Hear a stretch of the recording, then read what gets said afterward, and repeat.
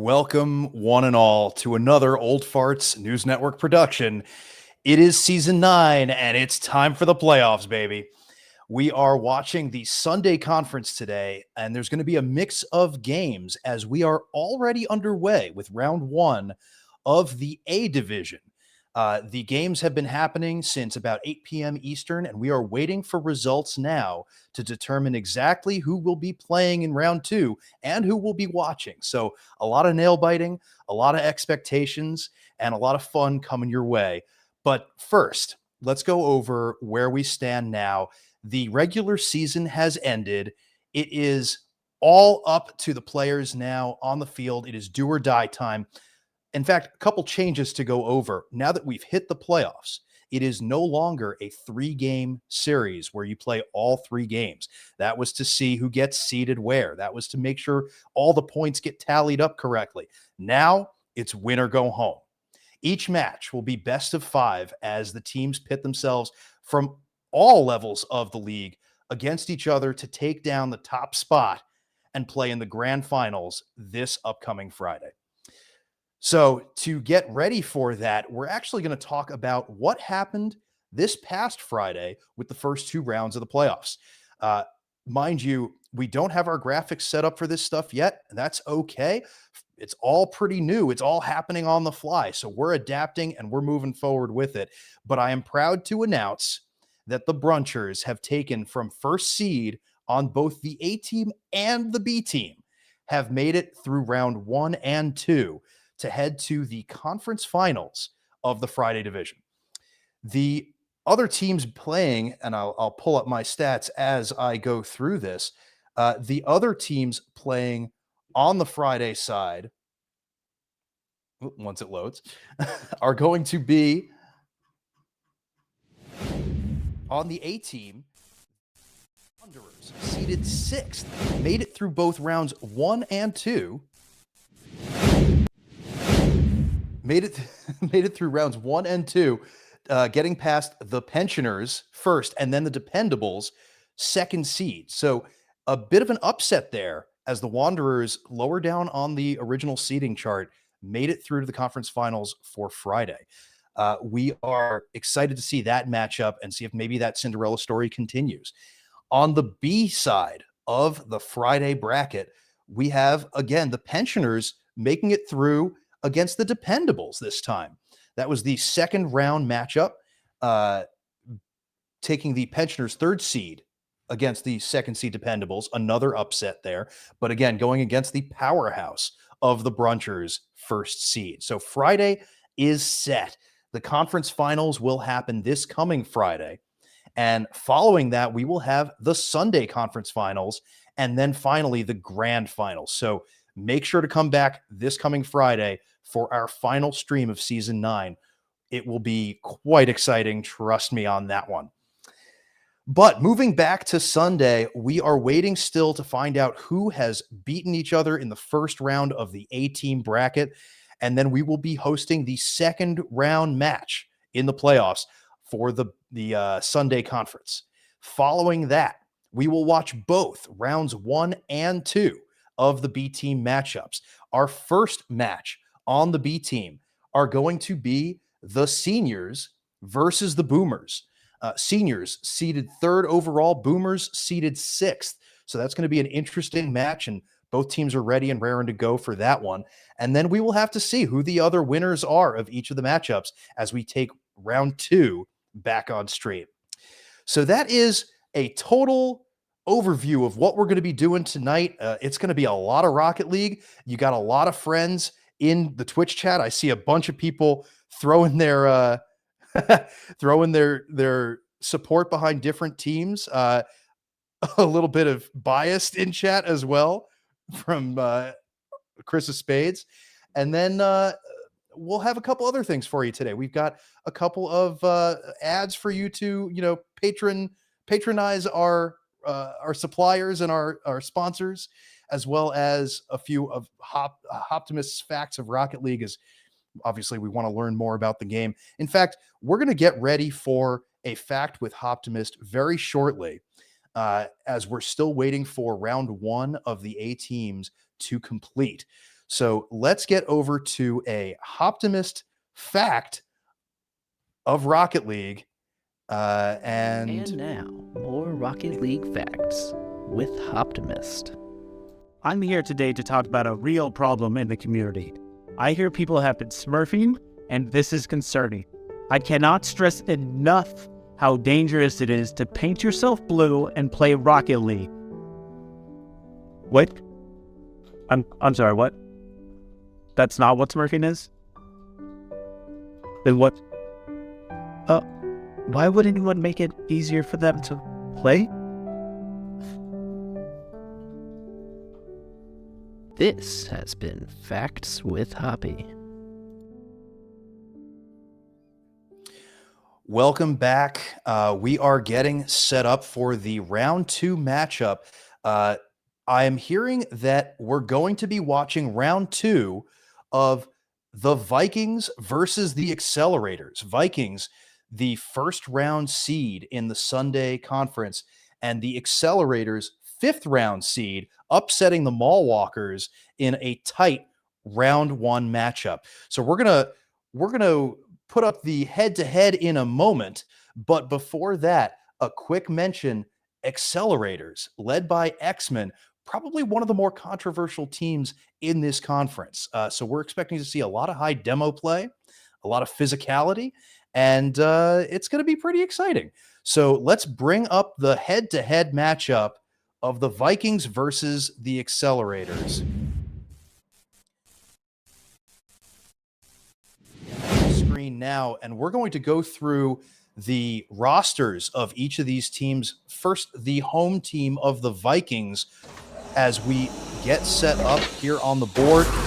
Phalian, Pop, I believe, and I think Swex as well will be our 3 players for tonight. I'm not sure as who played in the first match, so I don't want to misspeak, but it's going to be an interesting game there, as Phalian, one of the top players in the league, especially on the Sunday conference.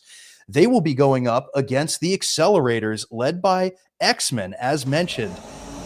You can see here now the Hoosier sitting in with that would be the Wanderers on screen. Sorry about that. We're going to get the Accelerators up there in a moment, but in the meantime, again, X-Men, the very controversial player there, and Hoosier will actually, I think, be sitting in unless he was on the team they played. Again, a lot of changes last minute. We're trying to keep up with all of it, but here you see the Accelerators. Flacco, I believe, is actually also out of the league, unfortunately, due to some scheduling conflicts. So we have a number of new names that you won't see on this list playing in this game. Perhaps that's where their success is coming from. But to preview this game and to talk a little further, I want to bring in our 2 casters, JD and Sudoku, to the booth. So let's get them on screen and discuss this upcoming second round match. Gentlemen, happy to have you here. JD, how you doing today? I am doing great. You know, a lot of stuff going on that a lot of people don't realize that we actually handle in the background. And to be honest, the more I have to do, the happier I am. So I am having a great time right now. Glad to hear it. And Sudoku, this is this your debut or your second stream with the old farts now? This will be my debut live on stream with you guys. Yeah. Congratulations. Welcome to the casting team. We're excited to have you. And as the newbie, let's get your thoughts first. You know fewer of the players, to be quite honest, but you have a first seeded team up against a 5th seeded team, I believe. What's your take? Well, whenever you have these sort of situations, you know, if you have a first seeded team against anybody, they're going to come in as a favorites, and everybody's going to expect them to win. And with that, um, people say that it's like more pressure is going to go on one team because they're expected to win. Honestly, I think that's not the case. I think this team's going to be coming in here feeling comfortable, feeling confident that they don't have to try as hard, that they can make a few extra mistakes and probably not get punished as much as say a second or third seeded team might punish them that well. So I feel like they're going to go a little bit looser, and it's going to be those underdogs that are going to come in here and really try to push themselves to their limit to get that upset victory. Okay. JD, do you have any thoughts on the matter? Well, I do know the one thing we need to watch out for, though, with the accelerators. You've got X-Men leading that team. You want to see a physical game? You're going to see it today with our starting matchup. X-Men is always out for the demos. He is looking to open up that passing play, open up that shot on net, anything he can do just to get the defense thrown off and get their game and play that mind game. That is what he does. It's all mind games with him. Well, I'm hearing from our production staff that we have a confirmed roster for the Accelerators, led by X-Men. Again, team captain. He is joined by Crispy and Hugsy on the field today. So I will say I have some inside info that Hugsy and X-Men have played together quite a bit in the past. So we might have some extra chemistry that we haven't seen during the regular season, as I believe this is a late submission. So everything is above board according to the league. We are set to go for that. But adding this extra dynamic in, I want to come back to Sudoku, what you were saying before about how this lower seeded team might react. Do you think that chemistry is going to be a sigh of relief for the Accelerators, or is this going to be a motivator? Well, it's always hard to really, see how these things are going to play out in these sort of scenarios, right? Like if you have a player who's like kind of coming in with that extra chemistry, everybody's going to expect them to kind of like do a little bit. And that honestly, if you ever have players that have played with each other a lot, it's only going to be a benefit to those players who have played against each other or played with each other. So it's like they're going to be able to read what the other person's going to go for. They're just going to have a bit more positioning awareness. But one thing worth mentioning is whenever you have chemistry amongst players, especially on the same team who've played a lot, they tend to trust each other a little too much in scenarios. So you might see some very risky plays, players going downfield for a pass saying, hey, hit it to me, you see me, when they have no business being there. And that could lead to some easy counterattacks. So it could very easily be a double edged sword, especially in scenarios like this. So we'll just have to see how they get punished for it. All right, I'm calling you out. Enough fence sitting. Make a definitive decision. Who is taking this first match? I'm gonna go with the first seed. Like you can't ever go against the first seed. It's where your money's gonna be. I'm gonna be the guy that goes for the first seed. All right, so we have a Vikings pick by Sudoku. JD, you gotta fill me in as well. Who's taking this one? Well, I don't want to be the devil's advocate here, but at the same time, I kind of do because X-Men's my guy. I gotta trust him. I understand his play style, and even your high tier GC3s and all of those types of players, you get demos on them, and you consistently play those mind games, they're gonna lose focus. So I'm going to stick with my gut here and go with Accelerators. Okay, I will throw my hat in and say it's going to come down to that chemistry question. The Vikings have been playing together all season. They've been top seed majority of the season if you track the standings. I don't see why they wouldn't win this. That being said, momentum is a powerful force. So if the Accelerators come out strong, they could easily take it. I'm going to throw my hat in with the underdogs, Accelerators taking round 2 and heading to the conference finals. But before we get there, I also have to call out in chat Bigger G with the enormous amount of gifted subs. What a legend, as usual. Love to see it. Let's get some love for Bigger G in chat, please. Everybody throw it out there. And we're going to take a look. I want to see if we have all of the players ready to go. It looks like they are joining. So I'm going to turn it over to you guys now. Get your final thoughts out before we hit the field. Take it away, boys. Well, I would just like to say that as my first stream here, I'm glad I'm the only guy going for the top seed because that seems to make sense for my first time here. But again, I really appreciate this opportunity. And JD, I'm looking forward to casting with you, man. I am too. You and I've got a chance to kind of practice together, work together a little bit here, and get a feel for each other. I feel like I had a blast last time just doing a little bit of practice with you and stuff. I feel like this is going to be a great matchup that we're looking forward to. You and I are going to have fun, and of course, us having fun. Twitch chat's going to have fun. I think this is just going to be a great stream all together. And I do believe that we have all of the players. So if we are ready to go, let's head on down there and let's get into this action.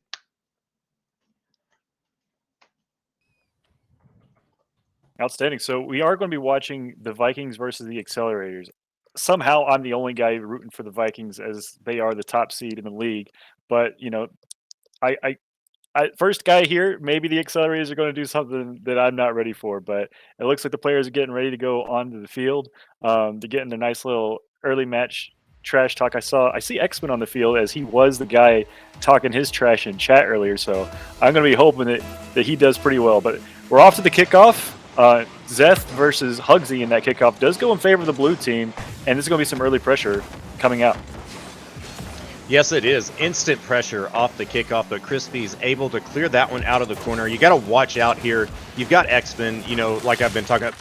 They're just going to shut me up, and instantly Phaolian with a goal coming in as third man, pushing in hard off of this pass from Pop and just sinks it right past Crispy. What an absolute amazing play coming in.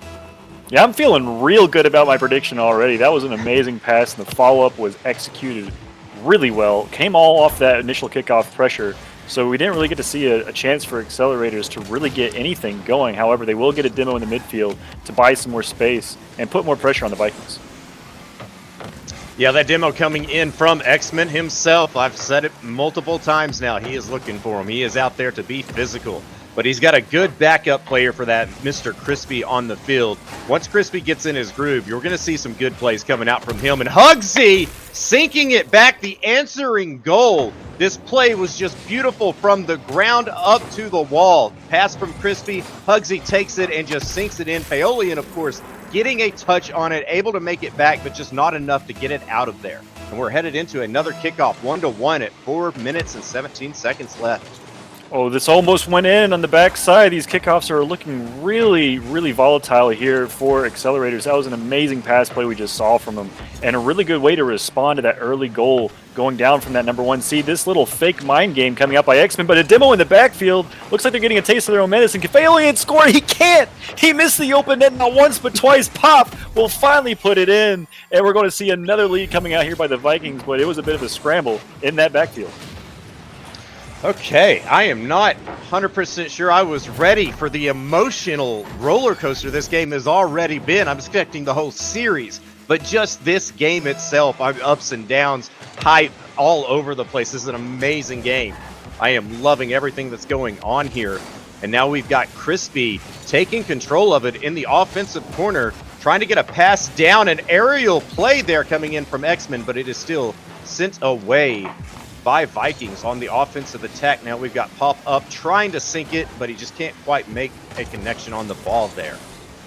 A lot of whips coming out here, and as I say, another one comes in. Vikings sent all 3 players in the course of 30 seconds, and neither of them were able to hit the ball. This time a nice, well-struck ball here by Hugsy. He has proven to be their striker so far with these long shots. Vikings not respecting the ability of Accelerators. You know, this is just absolutely amazing. It just makes you wonder, like, are these guys just putting on a show for us because they know, like, hey, we are the show match? Like, are they coming out here saying that we are the ones you have to worry about? Both of these teams sinking goals back and forth as I'm saying it. Hugsy with another one on the board. We are not even halfway done with this match, and we have 5 goals on the scoreboard. This is almost unheard of in Rocket League, but not in Old Farts Rocket League. Now, I will say that I expected the top seed to come here feeling loose, but they're starting to look a little nervous. They got punched in the mouth a few times by this counter-attacking, mostly Hugsy, to be honest. His striking has been on point, and it's really making the Vikings question their comfort levels, and it's proven to really be an issue here. They're missing a lot of balls. They're finally getting some passing in the midfield. Hopefully they'll find their groove here soon, but what a way for the Accelerators to get a goal up after being down several times in this game. Oh, what an amazing touch coming in from X-Men there. Ball coming straight across the net. He just gets a nice little pop and sends it down the field. Of course, it gets it out of the attack zone for them, but it still goes into the hands of the Vikings. And we're seeing a little bit of play here on the Vikings defensive zone, but nothing really threatening until Crispy gets on the ball, puts a shot on net. Zethy able to turn that away. Phaolian coming up with the clear, but X-Men taking his time. Phaolian, though, challenging with a nice challenge, sinking that one in the back of the net. This is definitely hard to read. Phaolian gets that first touch there, but luckily kind of falls on the ball there. An easy save was going to be coming out from the defense if it were not for that, I'm going to say it, lucky touch. I am rooting for the Vikings, but I recognize luck when I see it. He did not intend for that double, but hey, he'll take what he can get, and that is going to be a good way for them to equalize. It's been Nobody's got ahead by more than one. One thing I have noticed, though, the Vikings have gotten a really solid rotation in their defense so far. And if they're able to keep that sort of rotation up without getting these counterattacks scored on them, I do think that they're going to look really solid and a little unbreakable. And so far, I'm seeing a little bit shakiness coming out from the structure of this demo-heavy focused accelerators. Yes, the demo play. We haven't seen a lot of it yet. We've seen a few come out from the accelerators, but not as much as I was expecting it. I think maybe X-Men's letting them get a little bit into that groove, and then once he figures out what their groove is, he's going to interrupt them. Although we are seeing a little bit of bumps coming in, team bumps. Oh, what a demo. That one just caught me completely off guard. I don't know if it was intentional or not, but we're seeing a little bit of team bumps coming off of the accelerators team here. Oh. Rotation. Oh! What a save from Faolian. The patience on that one. Ball wasn't moving too fast, but it still was headed straight for the net. It took him a little bit of a scramble to get back. And now we've got Vikings on the offensive attack. Accelerators are going to want that chance back. That net was wide open. There wasn't a single blue player for a country mile, and they were not able to secure the goal. That's definitely heartbreaking, especially in a position like this where you're up against the top seed, ready to go ahead by one yet once again. Now, they've been feeling those emotions this whole game, as this game has been nothing but back and forth. So I'm sure they're still feeling fine if they can get that opportunity to come up once. Surely they'll see it again, and they're only tied, so it's not that big of a problem. Here's another chance. Pop up for the save, does get a nice little clear out to the corner, and Faolian taking it out for the counter.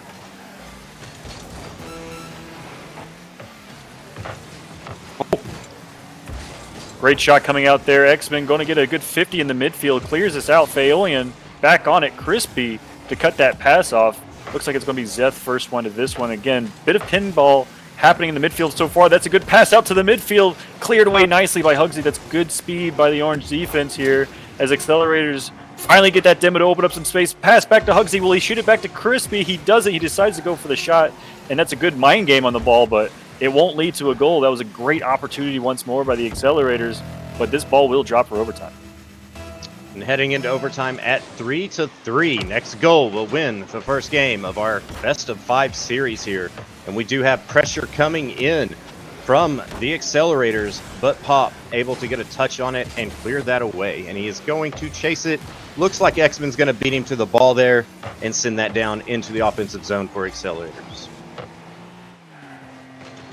It's a nice little hit there by Crispy. We'll go to Hugsy now. Hugsy and his little, what car is this? Is this the, is that a Civic that he was driving there?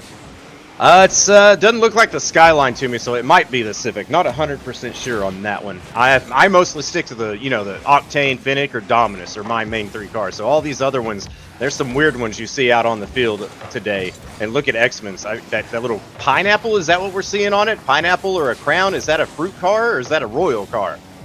Either way, it's making a lot of lily noises on the top of that thing from what I saw, but just to complement the play we've got going on so far, a minute into overtime and very well structured defense on either side. It's crazy that we had 6 goals in the first 5 minutes of this game, but already a minute into overtime and nobody seems to be budging.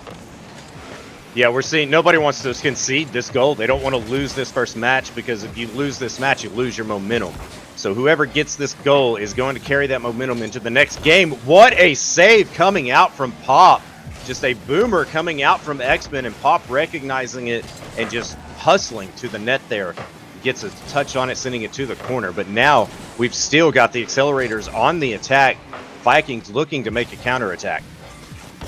I'm really starting to appreciate how well accelerators are at cutting off the passes of their opponents. We've seen a lot of situations here where every time the blue team wants to send that pass downfield or send in a clear, it gets caught midway. It's a really good way to maintain this pressure with a double demo coming out from Pop. This could be coming down in, saved on the goal line by Crispy, and we still have a game going.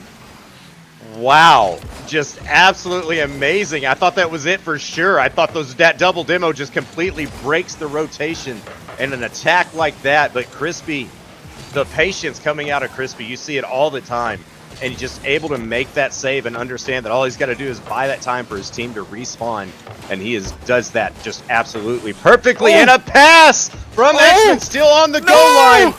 Hugsy. Wow, just what a play. I don't even know how to describe this one.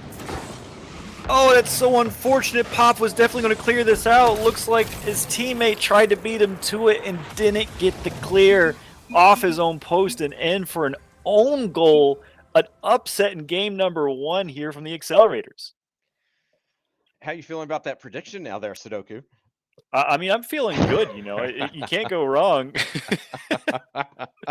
Told you the mind game's going to come out for real, and I am loving what I'm seeing. Both teams here playing an absolutely great Rocket League game here. This is such higher level gameplay and understanding than what I'm going to see even in a champ level. And I know a lot of the players here on these teams are champs. We may even some diamonds possibly. You know, these teams are made up of all sorts of different ranks. Granted, we do have the A team going on right now, but it's just who's playing for the spot, you know, who's got that spot right now.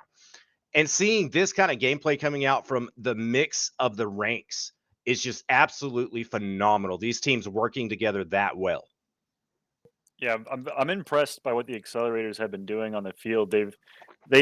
I don't think that they have a player with a sort of mechanical flair of Faolian or Pop who've been playing really, really clinically on the field. But what they are doing is they're getting the touches on the field where they need to make them. At that last bit, you know, the Lele Pineapple pass off the backboard wasn't pretty. It wasn't an amazing flair pass, but it was the pass he needed to get down to his teammate. And Hugsy with his striking has been on point so far. So either way, you can't really ask for much more from these two teams. Vikings just need to clean up their rotations a little bit more, make sure they're finishing their opportunities as they see it, and most importantly, not passing to their opponents. Yeah, the passing to the opponents could definitely be the downfall, but I think the players are getting antsy, wanting to continue this. Both teams looking to get ready to fight this one out. So let's get back down to them and let's see how much more action they're going to give us. All right, so heading into this next match here soon. Already we saw Vikings going down by 1 in the series. They are the top team. I'm not sure how many times they've gone through these games going down by 1 in the first match. So we'll have to see if they have that fortitude to stay strong. But hopefully they've had some time to talk it over, make their adaptations as needed. And here we go. Off to the kickoff in game number 2 in this best-of-5 series. Faolian wins this one back to the back corner for X-Men, but really well played there to force that one back to his teammate. What an aerial challenge there coming out. Third man back, just able to get the touch and send it to the corner off of a 50. And of course, his teammate there to pick it up.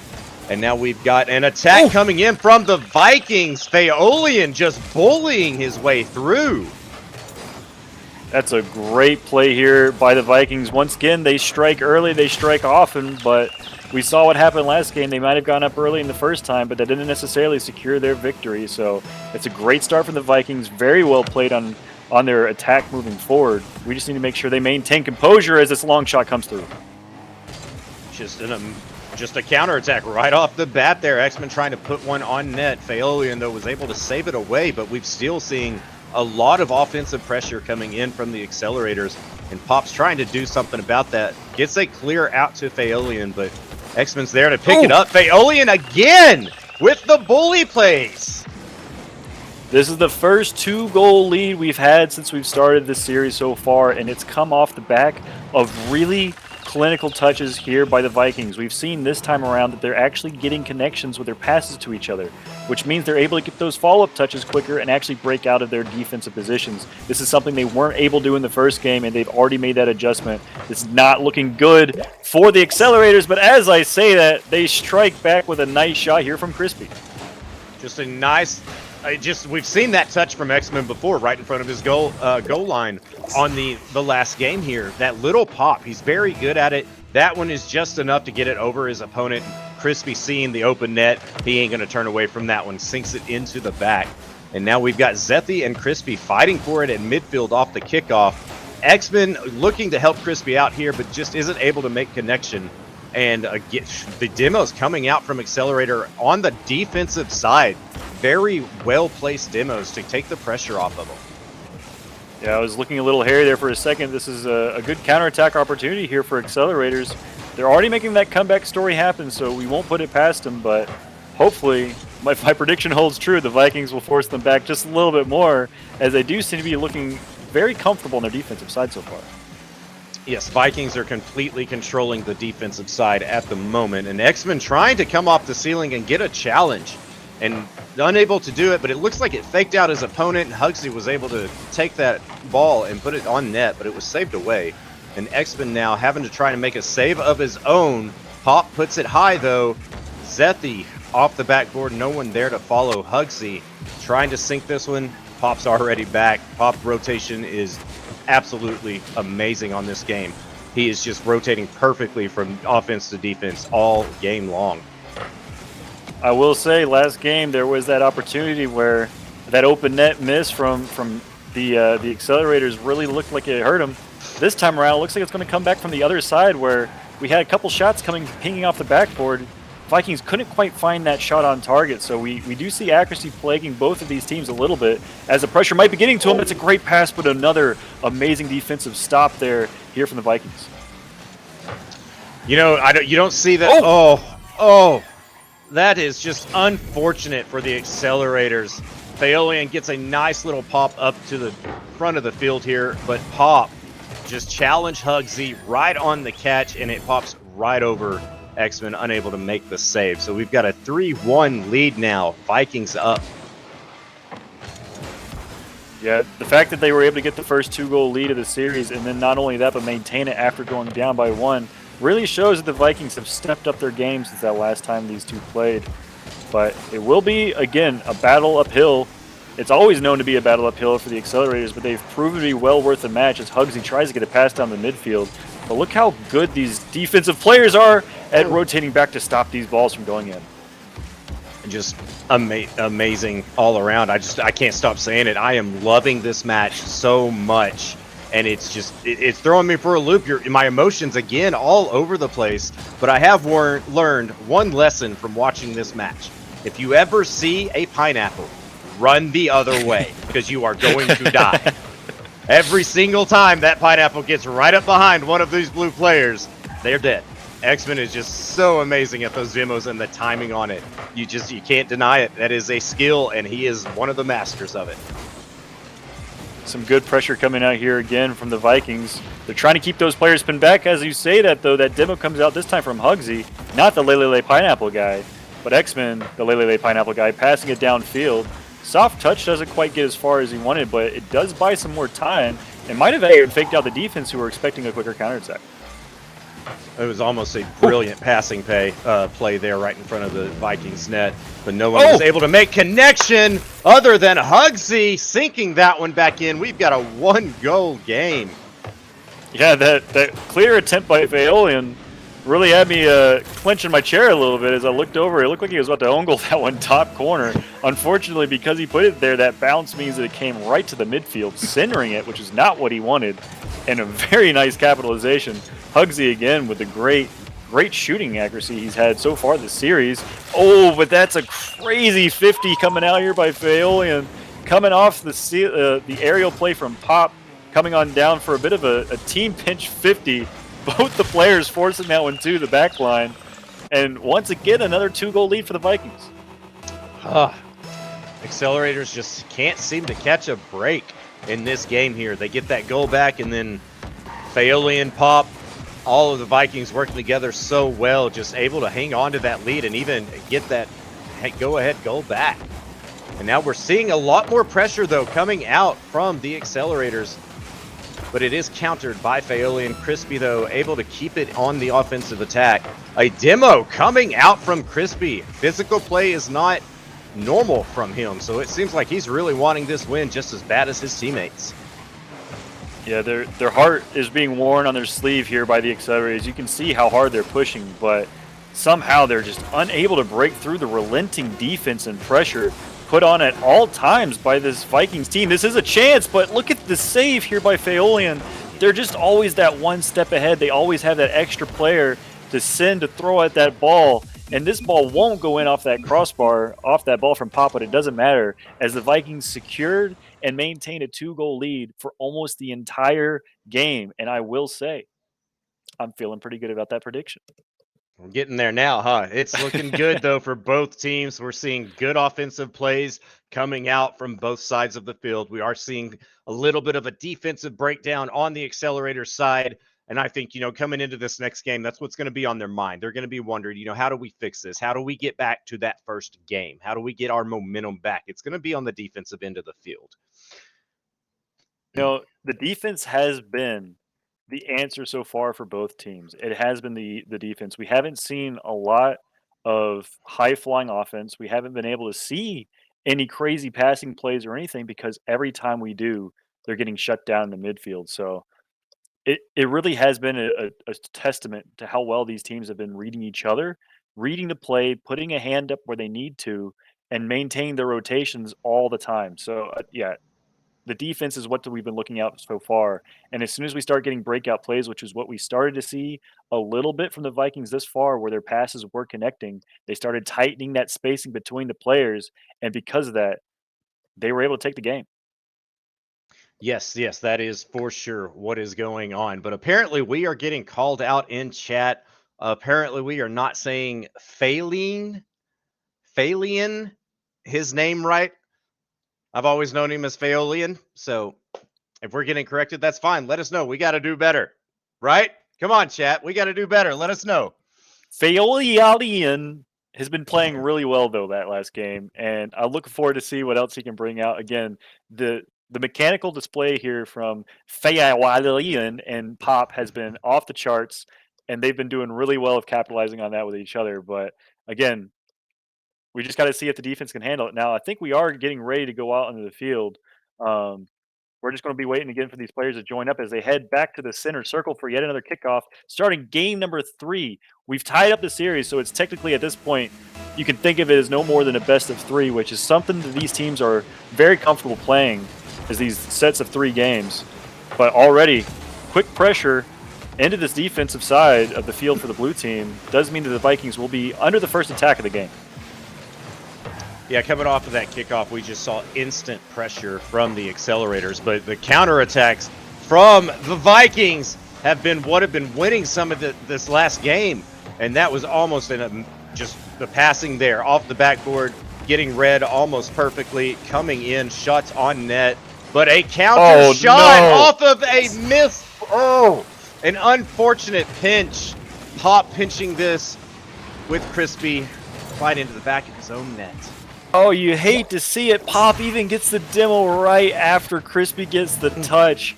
The whole blue team shoving all their chips on the table for that goal. It almost pays off, and they almost get scored on again, but luckily, Phalian was there for the save. Yeah, I think Phalian, as we're supposed to be calling him, is trying to counter this Accelerators team a little bit on his own here. He's got his help from his teammates, but it seems like he's going for a lot of these solo plays as soon as that ball gets in the offensive zone. But Crispy with a shot on net, and Phalian doing the defensive work and making the save. Yeah, we're already getting a lot of back and forth in the midfield. Already we've seen a great amount of pressure coming out here from Accelerators. They've really put their foot on the accelerator, if you will, in this game number 3. Now this will be a pass coming out here by Hugsy, shut down quickly by Zeth in the midfield. Crispy now passing it off to X-Men, but Fustafarian was there for the read. Oh no! What happened here? Okay, what was this glitch at the end here? Like, the goal was absolutely amazing. This touch from Pop just comes in and falls perfectly behind Crispy, but the camera is showing Pop floating above. Are we having those glitches everywhere? Is this a new glitch we have to watch out for? Floating cars with no boost? Like, what's going on here? I don't see no boost going out of that car. Well, either way, it was a beautiful shot coming out from Pop. That's the mechanical display we were talking about, that high-flying offense that we were mentioning earlier. And finally, it is the Vikings who are going to be the first one to bring it out. The defense just wasn't ready for that kind of pace and precision. This is another great opportunity, double off the backboard, but X-Men didn't have the boost to get over the ball. He might have been better to leave that one. Which is the speed to beat Pop off of that bounce and get the ball to the backboard. Phenomenal speed from X-Men, but a shot coming in from Pop just high, but Phalian able to follow it up. See, chat, y'all got me all messed up now. I can't say nothing about Mr. F out here without getting all flustered. Mr. Lin over here trying to carry this one out. Does get a pinch out to the midfield. Looks like Zeth will be first to it, but he decides to wait a little bit for Crispy. I would have liked to see him just send that one. He had the boost. He had the teammates behind that one. They really did have an opportunity to keep the pressure high, but he did play it safe, which isn't necessarily a bad thing, as they do opt to go default into that defensive habits of theirs. Another open net pop, expecting that one to get cleared out, but this time around, yet another opportunity falls by the wayside for Vikings. Yeah, looks like there that we might have seen a little bit of a communication there. Pop going in on that, but not having the angle. Maybe one of his teammates called him off, thinking they could get there, but then Hugsy, of course, getting that clear. Some good midfield play going on right now. We're seeing 50s all over the midfield, bumps coming out from both teams, the passing from the Vikings, and the defense from the Accelerators. Looks like they might have been listening in on the casting chat here earlier, right before this game, because their defense has definitely gone up from last. Oh, what Caster's a play curse coming out here for the Vikings. Yes, sir. As you're saying that, that's a great touch by Phelan. But then to follow that one up, doesn't get the touch on the ball, but does get the demo behind it. I'm not sure if it even would have mattered, though, because that beat on that second follow-up from Pop was well struck. I don't think anybody was going to be able to save that one after he got that beat. Oh, not after that demo. There was just nobody back. No one's fast enough. I don't even think Rip Rap could have made that save, you know? But we're seeing amazing shots on net coming out here. Just hits the crossbar, bounces around and out. So close to going in for the Accelerators to try and tie this up. Ooh, aerial attempt here by Crispy, shut down on the goal line by Foulschlin. Very nicely handled. Counterattack on the way here. Pop doesn't get the touch, but is a teammate once more. Foulschlin does get another pass to the midfield. Zeth not able to make contact, but this will be a counterattack opportunity. Pop decides to leave it. This could be top shelf saved on the goal line. And off the post, another save attempt. Doesn't come out. Amazing follow-up here by Accelerators as they do tie the game within the last minute. We got to give Pop some props for that save, though. Top corner, opposite corner, playing the back post, still able to make the save. Just wasn't able to get quite enough of it to send it all the way to the corner, and it bounces out center, and then just follow-up shot coming in so as powerful as it was from Hugsy, and the Accelerator is able to tie it up off of that. That's a great pop coming out from Pop off his own backboard. This is a dangerous clear attempt there by Zeth, but once again, the comfort levels on their defensive end have shown just how composed this Viking team has been in defense. I believe that could be the reason why they've been top seeded so far in this league, is they're just able to prevent follow-on opportunities so well so far, and it really does force out perfection by the offense of their opponents. And we are seeing that perfection coming out right now. They are completely stuck in their own defensive end, right? And there's just no way out. As soon as they get on the ball, there's a demo. They can't do anything. But they are now on the attack. Woo. Ooh. Looks like Panzer Faustlian let that ball fall in 0 seconds. We're going back to the kickoff for an overtime. Similar to a situation we had in game number 1. The overtime did favor the orange team. This could be another pressure, but that's cleared very easily by the Vikings as Crispy puts another follow-up on target, and Pop puts this one in his corner. Crispy again, though, trying to get this one center, but Phalian there to clear it away. Ooh. But an unfortunate touch. Oh, no! What a way to end it. Same What as just game number happened? 1. A crazy 50 off of his teammate. Pop wasn't ready, and of all places, it hits the post, comes back center, and that's going to be game number 3.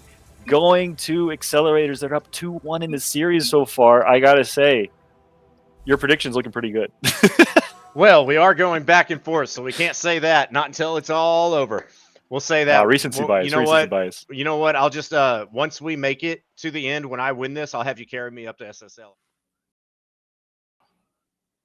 To do that. In fact, I would love to hit SSL first, but regardless, here we are. We're standing here with a 3-2 scoreline after a bit of a quicker overtime than we had the first game around. That one went well past 2 minutes. This time around, it was over rather quickly off of a very unfortunate 50-50 situation. Pop was technically there, but I don't think anybody read what was happening in that scenario. However, game number 4 looms. And what did we see change from the teams? We saw that high-flying offense coming out from the Vikings, and we did see some really, really good pressure in maintaining the possession in the blue half here by Accelerators. So the difference maker to me this time around was just the pressure that Orange team was able to push on this entirety of that game, because it really was, as you said earlier, nothing but clinical offense and maintaining that possession. Right, that offense came in strong. A little bit of on the defensive side, they cleaned that up, and then it just took off counterattacks all over the place. This going into this next game, I think we're going to be seeing an even better game than the first two. Both teams now getting an understanding of what each other is capable of. Now we're going to see the mind games coming out from both teams, the fakes coming out, the touches off the corner, the passing plays. That's what we're going to be looking for to see who's going to take this next game. Yeah, it really did feel like the how should I say this? The Vikings weren't really having that killer instinct that they were looking for. That second game, they came out hard, they swung hard, and they made some really great plays. This time around, there's several opportunities where they just decided we are comfortable being in defense. Let's play this one out, and it really didn't pan out for them. So this time around, I really hope that we see a bit more of just a bit more of extra oomph to their plays and a bit more decisiveness coming out here. But it does look like the players are ready to start in this next matchup in game number 4 as they hit the field, and it's do or die here for the Vikings. It is. Chat, are we ready for this next match? Or this next game? Let's rephrase that. Let us know if you think your predictions are going to stand, chat, or if we're going to see the upset of the century, our 5th seat taking it here in this game. Already off to a good start here by the Vikings as they do get more kickoff pressure. This has been a bit of a theme, but Pop gets a poor touch. So this is yet another opportunity falling to the wayside here as Phelan tries to get control of this ball. He does well to stall it in the corner. That double command defense does lead to a clear, so it won't hurt him out too hard yet. But once more, the stranglehold is put on. It's a great pass middle, but well dealt with by Phelan. Looks like Hugsy there was trying to go for the 50 to send that one down, but Phalion able to clear that one completely away. And the counterattack coming in strong, but X-Men with a phenomenal save. Can they do it again? Crispy, another save off the wall. Passing play up to X-Men for the counterattack, but Zethy there to turn that one away. Pop tries to take control of this one on his sidewall, but he does actually mess up his teammate in the process and then follow up with a whiff. However, the Vikings do scramble back into defense. They get their rotation, as that is the place they're comfortable with. What a demo here by the Pineapple Man himself, X-Men, slamming that player away, not allowing him to have as much time as he wanted. And this is, once more, that stranglehold from the Orange team. They're just sitting there on the offensive zone trying to keep it there, but Phalion able to get out of the stranglehold and sink it into the back of the net and take the lead for the Vikings. The goal they needed. Very, very well struck ball. Put it in the only place of that net that was actually open. That team, the scrambling defender, had the rest of the net covered. And if it didn't have enough pace or just a slight bit more to the right, I don't think that was going in. So very beautifully done here by Phelan. He tries to get that pass out to the midfield for his team, who was ready for it. Unfortunately, wasn't able to get that touch, as it was a tough one off the backboard. And this time around, it does look like we're going to have a bit of reconsolidation here from Accelerators. However, that task from X-Men, the touch from X-Men, does give it right back. Crispy, though, able to defend the shot coming in from Pop, but Vikings still on the offensive attack here. Crispy trying to drop it back to Hugsy in the corner, but Pheolian, seeing that pass, just comes right in and takes it away. Now we've got Zethy with a almost open net. Crispy with a beautiful save. Yeah, Zeth was getting really creative on that 1v1 opportunity. This is a well-struck ball, though. Phelan finds the top corner. Nobody on the Orange team respected this shot for coming in. Hugsy probably thought that he would be able to get a little bit more time to go back, as you see his final defender rotating out for boost. And what a counterattack here as we get another 2-goal lead. This is reminiscent, as you said, with that back and forth of game number 2 that we saw earlier. So this could be a bit of foreshadowing. But I would like to say the Vikings are doing a much better job with that killer instinct that I mentioned before. They are really sending the house and forcing these Accelerators to respond. We're seeing Pop and Phalion coming out, getting those awkward touches that, what I was talking about earlier, some passing plays, or maybe those fakes, those weird touches that you're not going to see that often, like Phalion coming off the ceiling just earlier and taking the ball, like strictly just taking it from X-Men as he's trying to put a shot on net. They're coming out and they're going to work again on the offensive side. A shot coming in from Pop. They're just all over the place. X-Men and his team cannot break out of this. Yeah, whenever I try to play like this in ones, I get called a rat, and that's exactly the kind of play style these people are bringing out. It's a very ratty play style where it feels almost ball chasey to play against when you're going against guys who just keep turning and hitting that ball away from you. It doesn't really give you much time, much space to think or do anything, and so far it's really helping out this Vikings team stay on top. Seeing the Vikings here coming out with some bumps of their own. They are countering the physical play with physical play of their own. Pop looking for bumps on X-Men when he's got control of the ball. Nice control coming in from Pop right in front of the offensive net. Crispy, though, reads the play and is able to get the clear out to midfield. It does look like this net is temporarily open. X-Men not able to put that shot on target, though. Crispy had all the space in the world but no boost. He couldn't get that counterattack. It was really well played to get it to that point. He does miss this one, but Hugsy's there, failing on the goal line.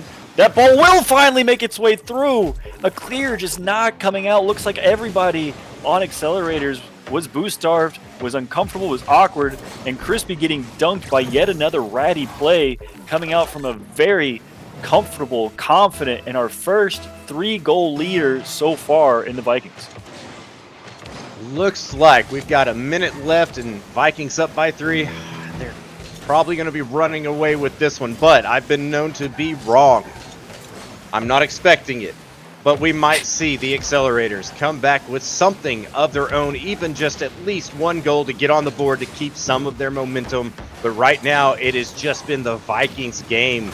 They are just all over the place. They are on the ball at all times. They're getting the right touches. They're putting the ball where they want to put it, and they are just not getting counterplayed at all by the accelerators. Oh, that's a great challenge off the ceiling by Hugsy, though. That was looking really dangerous for a second there.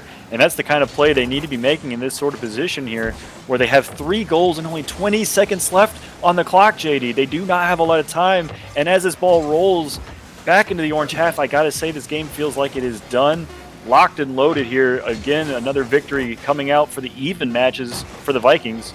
And as we approach this game number 5 in our first series of the night in round number 2, these players are leaving nothing in question on this field.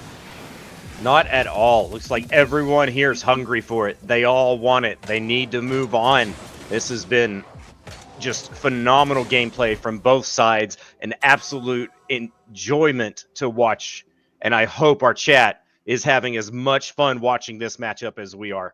It has just been a blast to cast this whole match up to this point. And this game 5 is just... my heart is beating so hard right now. I'm wanting to see all of these plays happening, and I'm so excited I can't contain it at all. I'm really hoping that in game number 5, for my prediction for the Vikings to win, is for them to maintain that level of aggression that they just pulled out. I mentioned in the previous game that they were a little gun shy, that they wanted to play it a little bit slower, that they thought that they could just beat their opponents with solid grounded play, and it didn't pan out for them. This time around, they decided, hey, we're just going to throw ourselves at them, keep the speed as high as possible, let our mechanics speak for themselves. And as we see here, Phelan just ran away with it in several situations. Pop doing a lot of work there as well to get some controlled aerial plays on the ball, forcing boost to be used by the accelerators. And so far, it panned out really well. That's the furthest we've seen a team pull ahead so far this series. And to do it before game 5 is excellent. I just got to say, though, the games have been back and forth so far. So unless we see a pattern repeat, the Vikings need to pull together and make sure they maintain that pressure and don't let the reset come in here by the accelerators. They've got to keep that momentum going into this game. But the accelerators are known to adapt to the gameplay. If they see that again from the Vikings on this matchup, we're going to see an even better game. They're going to adapt perfectly. We're going to see their defense just go higher. We're going to see more saves, better clears. That's what we're looking for in game 5 to win the series.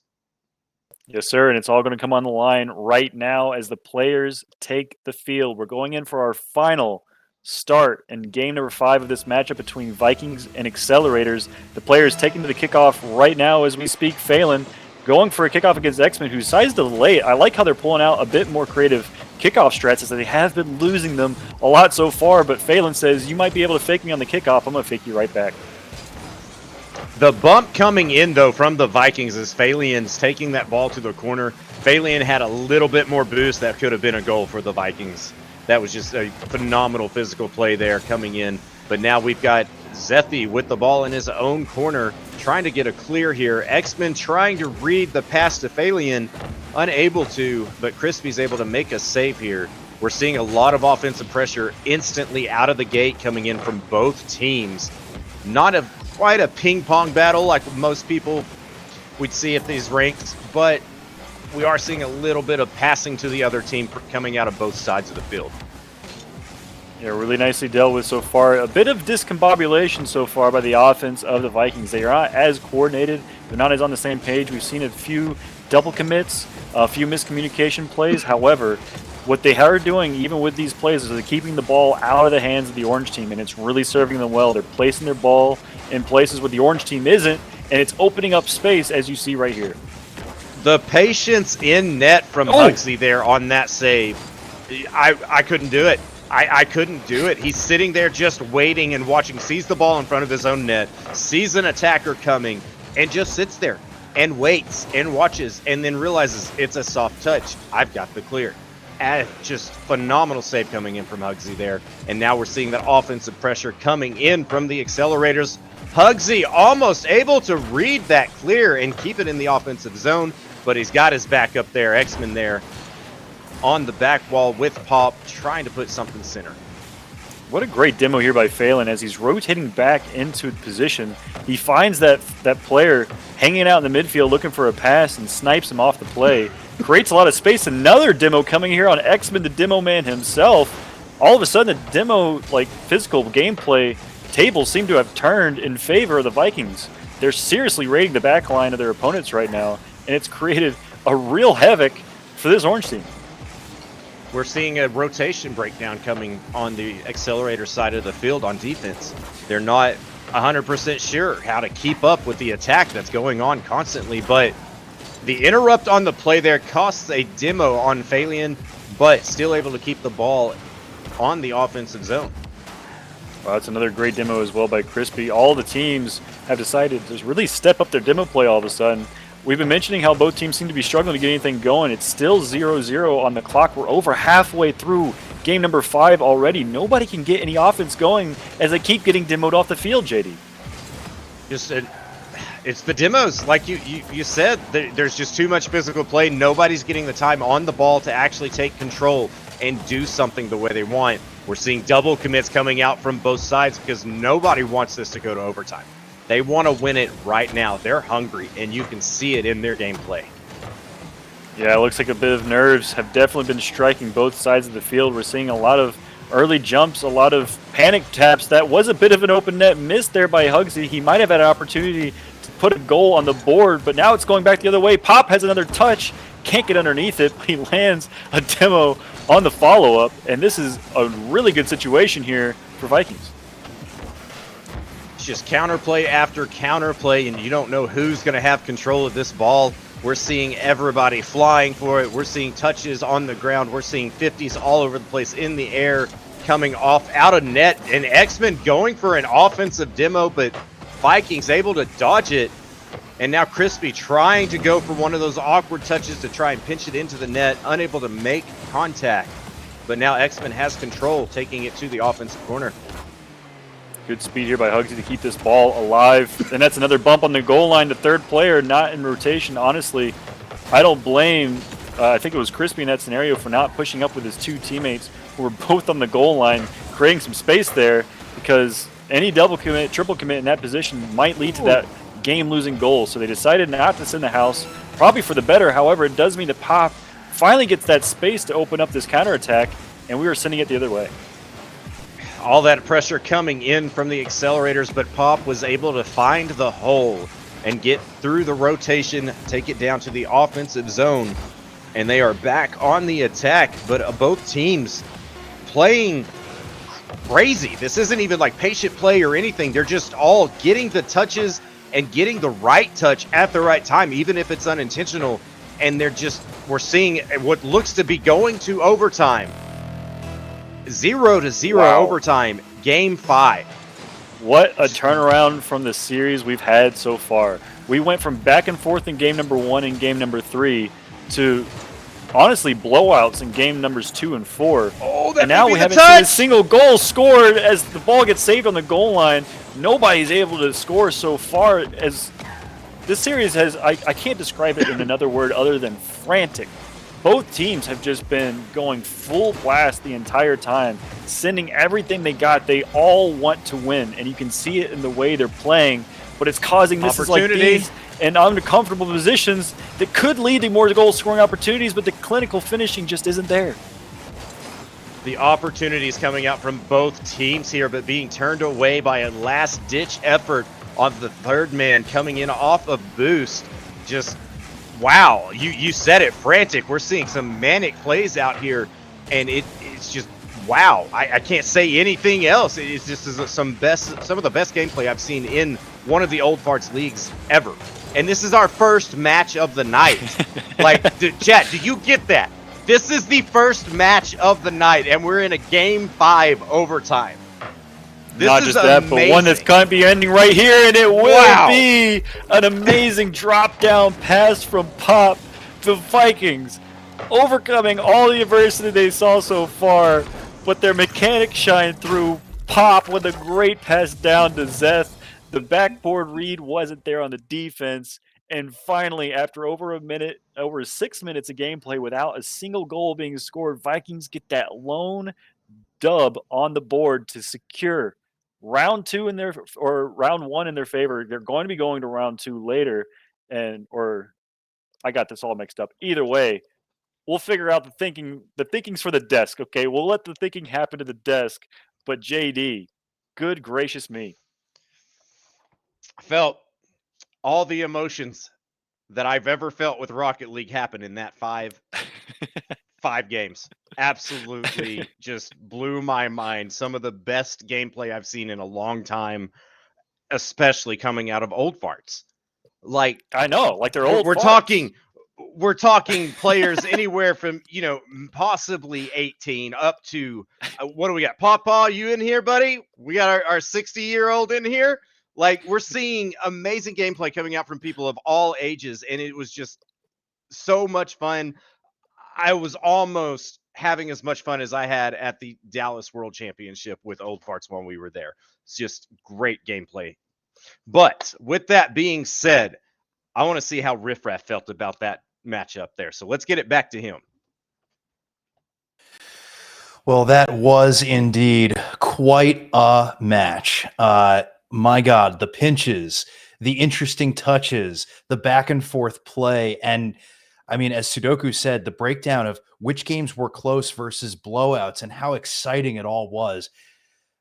What a match. I mean, you can't ask for something better right out of the gate. A lot of credit goes to the Accelerators for putting up such a fight, especially with the mismatch seating. Almost a big upset, but congratulations to the Vikings for pulling it out. Thalian leading the charge yet again. And we look to see them in the conference finals for the Sunday conference that will take place this coming Friday, along with the conference finals for the Friday side of things as well. That being said, we've got plenty more to come. So first of all, a quick reminder to everyone in chat. If you're enjoying this kind of content, please hang out with us on Discord, hang out with us here on Twitch, hang out with us in Patreon, become a Patreon supporter of the server and help us do this kind of stuff, or join the Twitch team and actually contribute your time and energy to making these streams happen. We'd love to have you. The more the merrier, I would say. But we are going to take a short ad break in just a moment and be able to get us ready for the next matchup. So don't go away. You're not going to want to miss anything. Yep.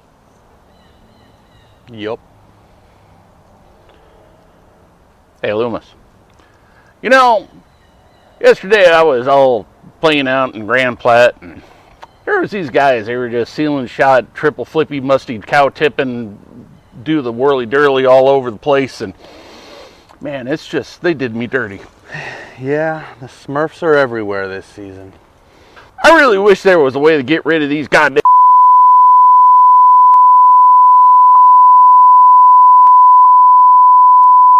there.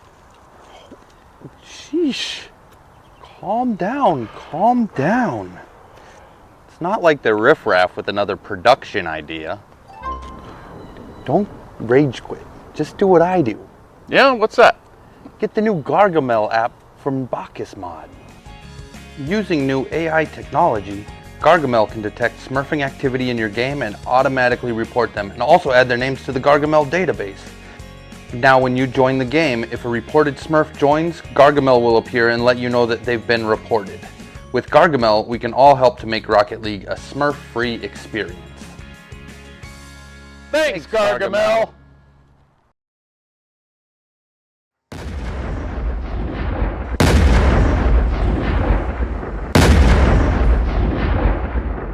Are demos ruining your game?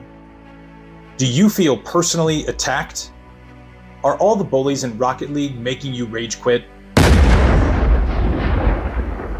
Then call me, Sick Larry, the Rocket League lawyer. I'll fight for you and get you the justice that you deserve. Sick Larry promised to get me the justice I deserve. Thanks, Sick Larry. There's nothing worse than a dirty demo god ruining your game. Wait, what? I'll get you the results you deserve too, when you call me, Sick Larry, the Rocket League lawyer. Brick! People that demo have no skill, no mechanics, and are just trash. Thanks to Sick Larry, we finally have a way to fight back against these clowns.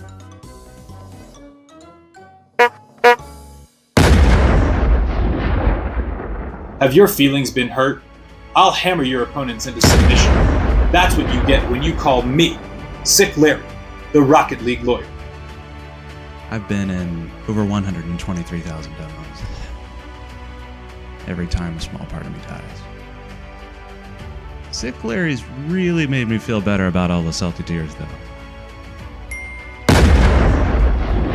Let me fight for you. Call me, Sick Larry, the Rocket League lawyer.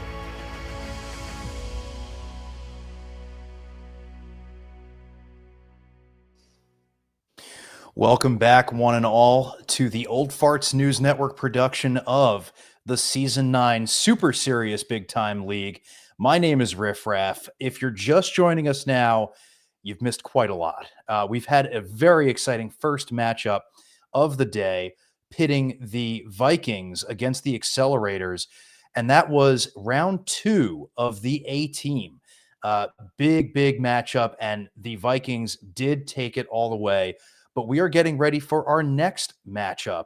The two teams in question are going to be the Seniors versus the Boomers. And let's bring up that head-to-head right now.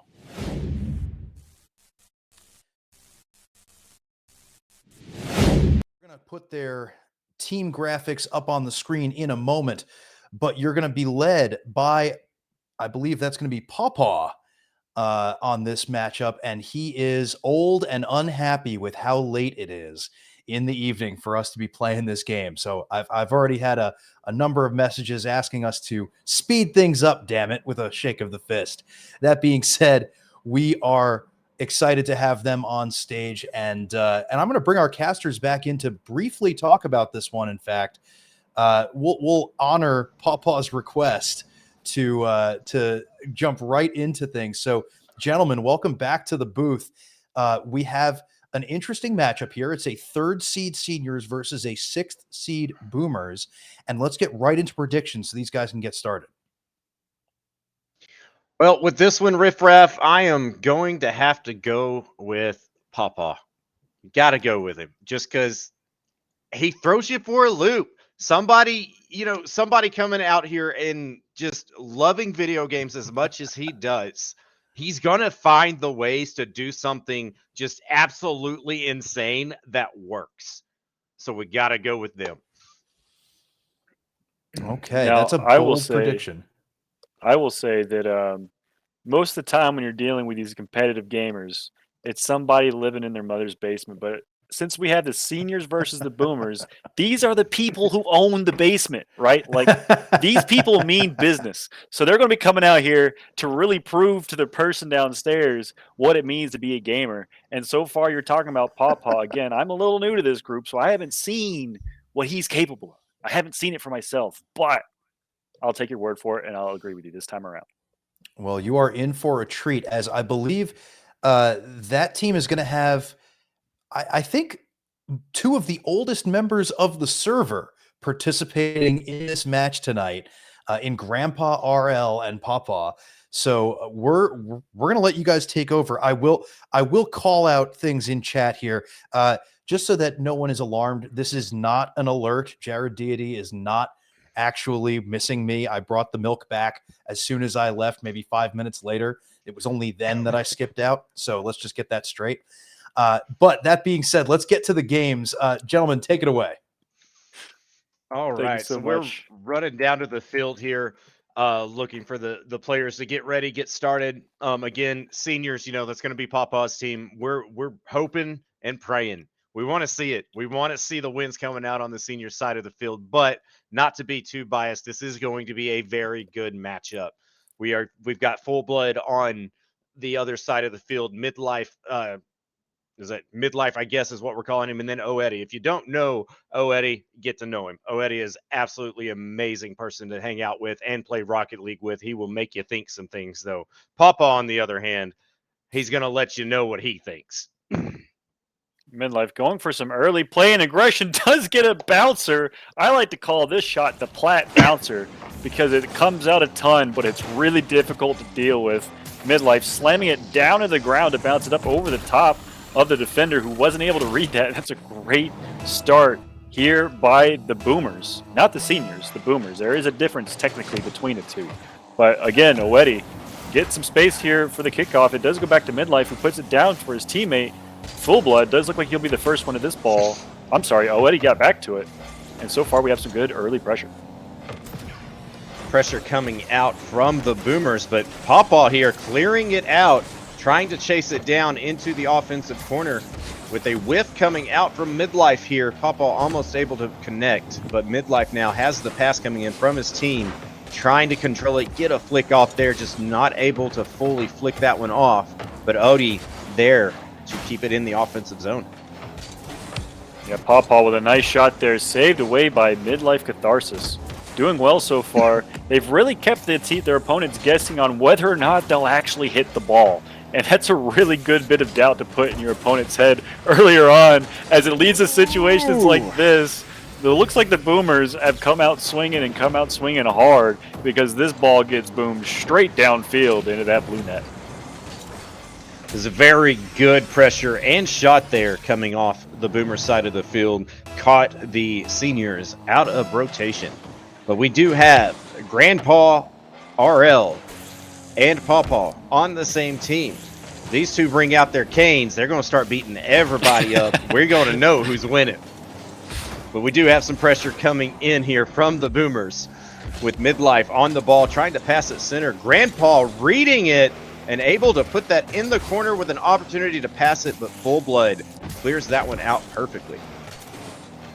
Yeah, really well dealt with so far by this blue team, trying to manage what they've seen get thrown at them. It's been a bit frantic, been a bit unpredictable, very chaotic to say the least, but both teams settling in. It is that early game nerves, like one team might get a little bit iced after waiting, hey, we're about to start this next match, get prepared. You're not in free play, you're not able to stay warm, so you're just kind of in your own head. And so far, it's really shown that the boomers have handled it much more than the seniors. However, now that we're back into the game, now that we've passed the 2-minute mark, well into the series, looks like the seniors are bouncing right back. It was a really good read off of the backboard for Big Dub to come in and just sink that one in the back of the net. Didn't fly up, didn't do the double tap fancy stuff. He took his time, he read the ball, and he just made sure it went in. And that is all he had to do. It was a very good goal coming in from the seniors. But now we've got a counterattack coming in from Midlife. But Grandpa reading the ball, able to put that one on net, but it is turned away But now we've got another shot opportunity for Big Dub off the backboard here, looking for a passing play. No one there. Odie able to clear that one. I really like that bump attempt too. Big Dub was out of the play, not able to get a follow-up touch, decides to just throw himself at that final last man on the goal line, hope he might get a situation to pay off for him. It's a really good decision, and it's showing you that the players on the field so far are really willing to put that extra bit of effort into each and every play. You have to be worried about everything that can happen. They're not allowing you to breathe. This is a great ceiling shot opportunity coming in from Grandpa. He drove all the way up the ceiling to get the fall into the setup, hits the ball perfectly. The final man did not see that one coming, and I don't think we did either. Okay. If this is the B teams, I need to be on the D team. Ain't no way I'm keeping up with these guys right now. That was a phenomenal shot coming out of Grandpa. And a save! What? What is happening?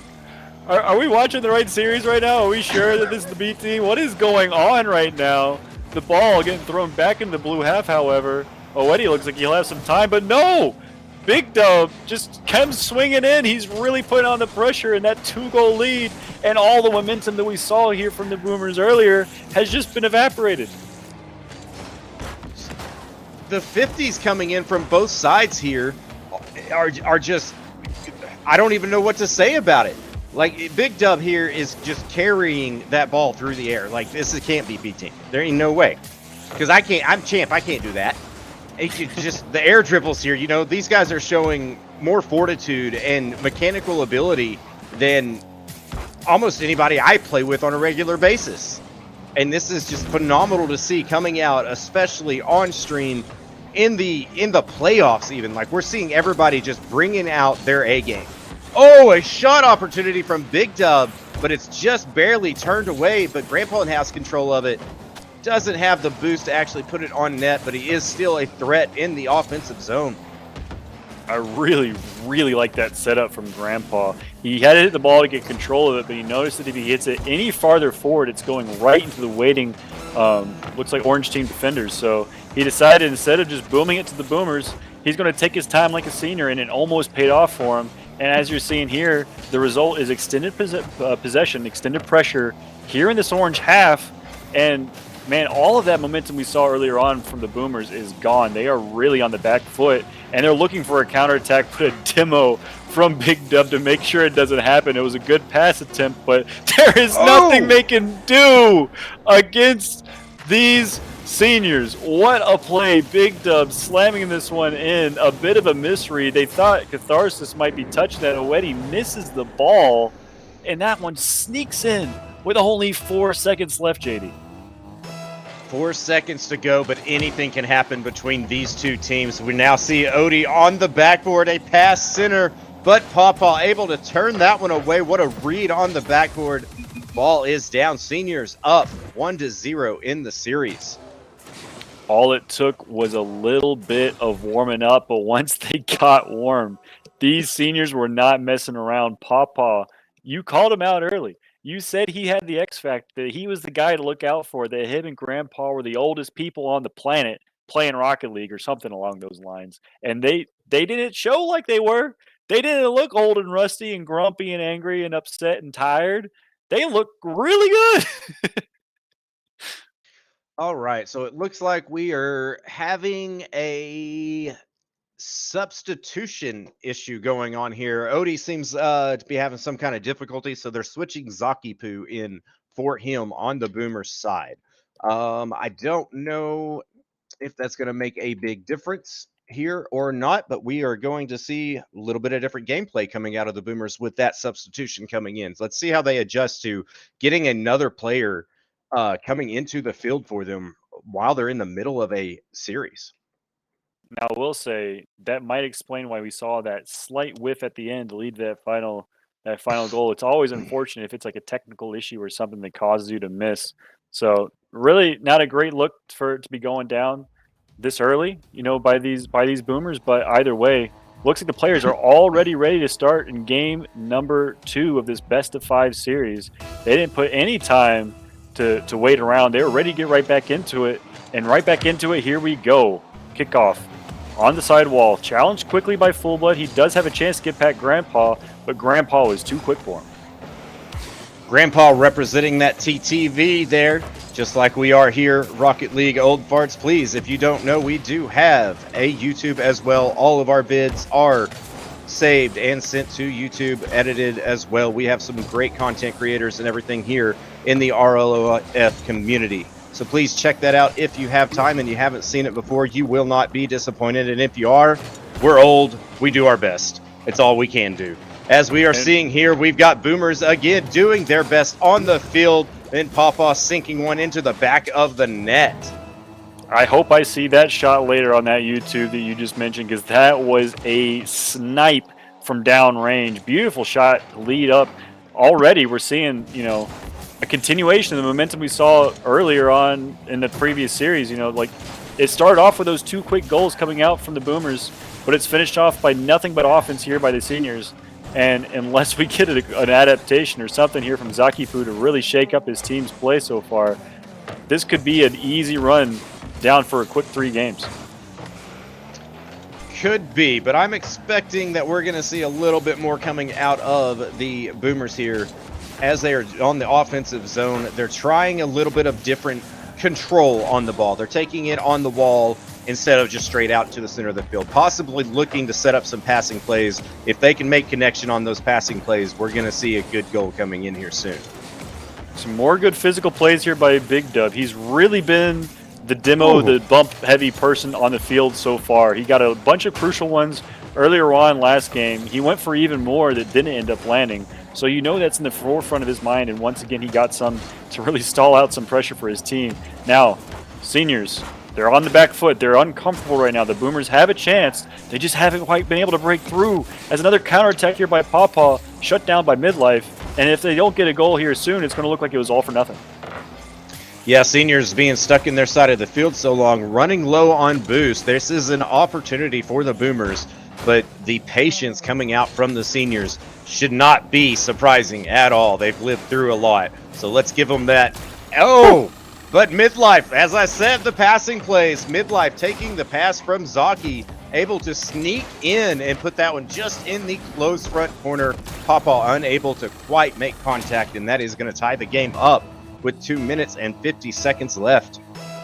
Yeah, it's a very, very awkward ball to deal with for the defense, and they played that about as perfect as you can to set that goal up. But the finishing, it always needs to be there. The finishing's always in question, and that time it was answered beautifully. Tied game here with only about half a game left to go in game number 2. So far, we finally saw a bit of reconciliation after extended pressure play that finally led to a goal after some time. Now that we're back into the midfield and the players on the blue team are able to get that boost that they need, able to spread back out across the field, they just need to make sure they don't get stuck in their own half like that once more. And they should have a chance to score another goal here soon to put themselves ahead. What a touch from Midlife coming in to keep the control of the ball. It opens up the opportunity here, and Fullblood going to get himself on the board with a goal in the back of the net. Wow, Zakipu really being the X Factor. He came in as a sub, but he's already making his presence felt. That's a great run-ahead bump to open up space for that net and the follow-on finish as well. Full team play coming out here from the Boomers, but they're right back in their own half after this kickoff. They're about to get scored on. Possibly.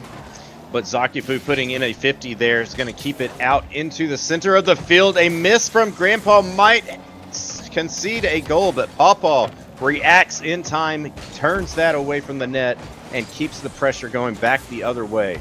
Now Grandpa looking for a possible double tap, doesn't have the boost to come back to it, and now we've got the Boomers headed the other way. Wow, very back and forth here so far. A lot of close calls that we've seen, but nothing's gone into the net so far. Big Dub with a nice little air dribble follow to get some more space, but shut down immediately by Fullblood. Zakipu up early for this one. Does beat out Pawpaw, who challenged nicely, but wasn't able to get there. Looks like the net's open once more, but Zaki looks like he tried to pass that to his teammate who wasn't ready for it, and that's an open net miss. They are still up by 1, so it won't come back to haunt them too much unless we see that counter and the comeback here from the seniors. That's a great challenge, though, to prevent that other goal from coming. A team pinch. Since this one far, it's an awkward ball for everybody to deal with, and Big Dub will be the first to get his hand on it. Nobody was in position to save it. And what a play to come back here by the seniors. Was that accidental, or did that look like communication and let's do this? Because that was just a phenomenal time to have a pinch and get tied up with 1 minute left on the clock. I don't know how much they've been practicing those in free play, but I will say it turned out well. This is an open net. He doesn't take the shot first time, but he does go with the second one. Big Dub on the line to save that one across his net. Zakipu will be the first to deal with his air dribble attempt. This does fly high into an awkward position, but Midlife there to clear this one away. Now Full Blood on the ball on the offensive attack, just turned away, but now we've got a counterattack coming in from Big Dub and Grandpa, but Grandpa with a beautiful fake just sends the defense scurrying away from the ball, and it falls right in off of Big Dub's touch to take the lead 3-2 with 30 seconds left. What a crazy game we have before us. The ball is going all over the place. I don't know what to expect from any of these players. They've shown what they're capable of, and they are putting nothing to chance as they throw everything they can at their opponents. This ball saved away by Big Dub, who's playing out of his mind right now, and Grandpa leads this one for Big Dub once more. Big Dub is the MVP of seniors on this game. No doubt about it. But Midlife is now recognizing that this is a team with a big threat, and he's playing a little bit more passive. So we're going to see going into this next game as these seniors take the lead in the series for 2-0. Midlife going to be looking to play a little bit more passive and counter their big team leader on the senior side. That was wild. That was wild. I'm like having to regain what I just witnessed because that game was all over the place. I honestly thought the Boomers had that one in the bag, and those seniors showed their senior experience to come back and, you know, keep themselves well within that match. Pawpaw and Grandpa look great together, but Big Dub has been pulling out some big dubs to get that team back in it, dropping almost 500 points in regulation in this game. You can't ask much more from a player on a team. No, not at all. And it looks like Pawpaw and Grandpa have played together quite a bit. They've got that chemistry, and Big Dub seems to be that type of player that's just able to kind of feel in that position. You know, where are they lacking? Let me take over that position for them. And it seems to be working perfectly for them, as we're seeing with a 2-0 lead in the whole series. This is just great gameplay, great chemistry. Looks like some great communication on the senior side of the field. I wholeheartedly agree. It really has been Big Dub to be the difference maker so far, but I don't want to downplay the efforts of anybody else in this field. You know, we've seen great plays from Midlife, Full Blood with some great challenges coming off on the other side of the field, and we're heading back into the kickoff already. Both of these teams look like they're ready to get going, and there was no time to wait for these guys. Yeah, Big Dub there, winning the kickoff, sending it into the offensive quarter, but Midlife just taking time, recognizing the threat, sends it across the field for a reset, and now we've got a counterattack coming in from the Boomers, and that one is going to send over Pawpaw's head, and he turns around going to the back post here, but now we've got an attack coming in from Zakipu. Full Blood looking for a bump, and it gets Full Blood missing the bump, but puts Pawpaw out of position for having to dodge it. Zakipu sees the opportunity and takes full control and gets the lead for the Boomers. That was an excellently struck shot all the way across the net to that far post corner. Hard to deal with in any rank, regardless, but Zakipu really bringing it out when he needed it.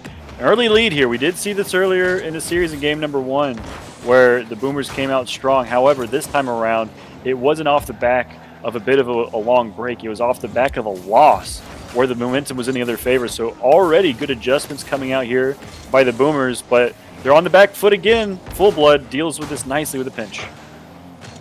Big Dub's there to take control here. Tries to get a pass out to Pawpaw. Pawpaw just unable to make connection. Now we've got Grandpa trying to clear it in the corner, but Full Blood's going to take that ball and pass it out to Zakipu. And Zaki now in the corner looking for a passing play. No one there to take the pass. And now we've got a counterattack. What a team play. Bit of a pull shot set up, and that's going to lead to a goal. I think this was an accidental double tap, but it's a double tap nonetheless. Beautiful setup all the way through, and what a follow through by Big Dub. He just keeps scoring. Accidental or not, beautiful double tap coming in. And you know, sometimes a little luck is all you need to win the game. Now, that was a tying goal, but now Grandpa says, you know what? I'm on the board too. Look here, young ones. This is how you do it. Off the wall, not even having it jump, and so powerful, nobody can save it. Am I crazy for thinking that these guys are on another level all of a sudden? Like, these guys aren't holding back anything. The whole team chemistry that we're seeing pulled out here by the seniors is something honestly marvelous. They're on another level, man. They're This just is on a totally different team. They're built different. Look at them go. There are no words. That is a high-level shot. That is very high-level gameplay right there. And Pawpaw coming out and is just, I can do it too. He's not going to let Grandpa take all the glory. Wow, a 3-1 lead coming in from the seniors. This could be the last game of the whole series, but we still have 3 minutes and 10 seconds left to play. You know, I'm not going to lie. Last series was crazy. It was intense. It was like emotional roller coaster, and goes to a game 5 OT. I don't mind having just a spectacle to watch and behold before it ends a little quicker. You know, I'm not going to complain by that, but I would love to see the Boomers bring something back. But honestly, the fact that, well, they're going to try to bring some back right now. Cast or curse it, if I will. But all I got to say is I am really enjoying this spectacle that we're seeing from the seniors. You asked for it, and they delivered. Boomers on the board again. It is now a 3-2 lead in favor of the seniors, but the Boomers are not backing down. We've got 2 minutes and 45 seconds left, and anything can happen. They still can easily bring this one back. It's not within, you know, it's not outside the heart of the cards. We just have to see some good coordination. But look at Big Dub. He's back on it. He goes for the chip shot. He gets it past one and puts it in. They're just unstoppable, man.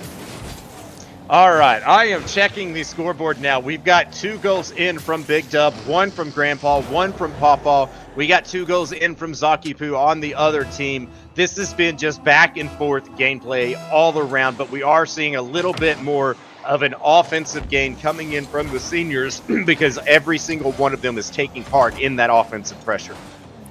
You know, last series the talking point was the defense. I am not going to say that good gracious me. I'm not going to say that the defense here from Boomers has been poor, because I don't think it has been. The offense from the seniors has just been crazy. Every single time they hit the ball, it's on net. Their accuracy is phenomenal, and that is something we haven't seen yet so far. Yes, you're 100% correct. We're not seeing a lot of lacking defense on the Boomers. It's just the seniors have completely taken control of this game. And there's just nothing that the Boomers are able to do to shut them down. They're trying all sorts of different things, and it's not working. Oh, Another goal coming in on the senior side from Big Dub. He is just carrying this offensive pressure right now and just 50ing and doing everything he has to guarantee the lead. Now, Zakipu wants that one back. You see him throw the nose in the chat. He's not happy about that one. He thought he was positioned well, but the ball just got a little too far from him. They're down by 4 now, the biggest deficit we've seen all day. In fact, I don't think we really saw, we only saw 3 coming out in game number 4, I believe it was, of the previous matchup we just saw. So the biggest runaway we've seen by far, but man, it has been deserved by the seniors team. They earned every single goal they've scored so far. It has not been a cakewalk for them, but they make it look like it. Oh, yes, they definitely do make this look easy. Now, I can guarantee you, if we talk to Pawpaw, he's going to tell you that this did not come easy.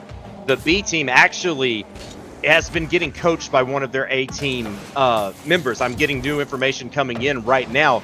Percussive, one of our in-house coaches for the Discord, has on the A team for seniors. and he's been coaching their B team. And this is the outcome of that coaching. Their rotations, their touches, their patience. This is all from just somebody helping them get a better understanding of the game. And you're seeing a total different team in the playoffs than we even saw in the league up until this point. That is how much improvement they have had over the last few weeks, months, however long we've been going on and they've been getting coaching. And Percussive, I know him personally, have played with him, have worked with him, amazing coach, and we're seeing just what his coaching can do for somebody right now. It is on display for the world. Oh man. What I thought was honestly a really well set up offensive opportunity here from the Boomers. And what's the result? Papa slamming it home. Perfect accuracy, getting it with the corner of his car and everything. Like, Percussive has definitely put in some work on these guys. I've been nothing but impressed with the decision making, the touches, the placement of all their attempts. Like, it's all been amazing. This one, what a save! Oh no! And a bit of a fake on the goal line to follow it up, but the fact that this thing was even saved by Pawpaw here is marvelous. Like, I can't even believe it. I mean, you heard my reaction. I couldn't hold it back. Pawpaw comes flying out of nowhere, off screen, not even in camera, out of nowhere, makes a beautiful save. Unfortunately, could not get a correct pinch on that to send it out of the net. And of course, Boomer's able to make a goal in off of his save. But now we're seeing 1 second left, ball down. The Seniors have won the series 3-0 with phenomenal teamwork. That game was truly impressive. Like, there might have been a few mechanical mistakes here and there by the Seniors for sure, but their decision making was so sound that entire game. You just didn't see them really make like decisional mistakes. They were just on point the whole time. They've been grinding. They've been oiling this machine that they've built so far with Percussive as their coach. Like, this was truly remarkable to see coming out from this team. And I'm impressed, man. I'm impressed. You said Pawpaw was the man to look out for, and I'm glad I agree with you. I get to say that I'm 2-0 on the day in terms of predictions. Yeah, you just wanted to make sure that you were up one on me. That's why you agreed with me on this one, right? Yeah, I'll just agree with you the rest of the night. I don't care who it is. You can come up with some crazy. I'm just going to agree with you, and I'll always be up one. Man, if this last series that we're going to get into here shortly is anything like what the last two have been, this is going to be one of the best casting moments of my casting career. Getting the opportunity to cast games as good as this is just so much fun, and I couldn't ask for it anywhere else other than Rocket League Old Farts. If you haven't joined us and been a part of this community, you are missing out. It is phenomenal, and everyone is so welcoming. The gameplay you're seeing could happen with you and anyone in this community. That series is so wild with these guys. It's like Pawpaw, the guy that you were talking about, who, angry, shaking his fist that this game has happened so late, got this crazy aerial redirect from his own half, slamming it like top shelf across the field at, I don't know, like 65 miles an hour or something ridiculous. And that just, like, we don't even really think about it because he scored, like, their whole team scored 6 other goals that game. Like, what just happened? Either way, we're going to be going into round number 2 of the B team side of the bracket. We just saw the A team earlier. Now we're seeing the B team in this matchup. They proved to be on another level that we were expecting. Clearly not something you expect from a B team, but that's what you get when you get an A team coach like Percussive really putting in work with that team, and it showed. Now, we're just going to have to wait to find out who we're going against next. Do you have the word on what the round 2 matchup for this B team bracket will be? I believe we do, but let's send this back to Riff Raff, get his input on this last matchup, and he's going to give us some more information on what's to come. Sounds good.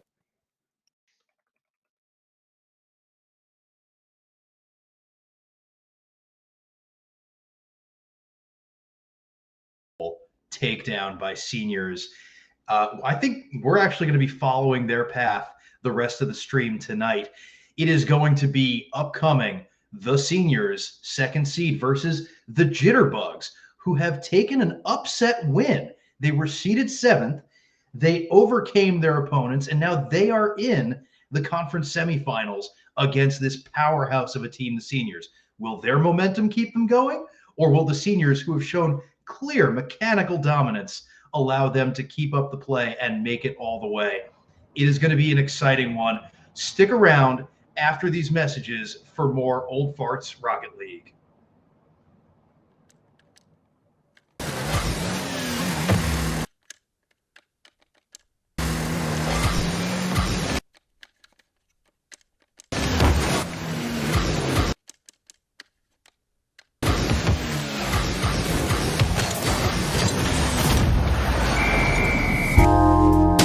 Power Slide Cuts, your key to getting some of that sweet, sweet love.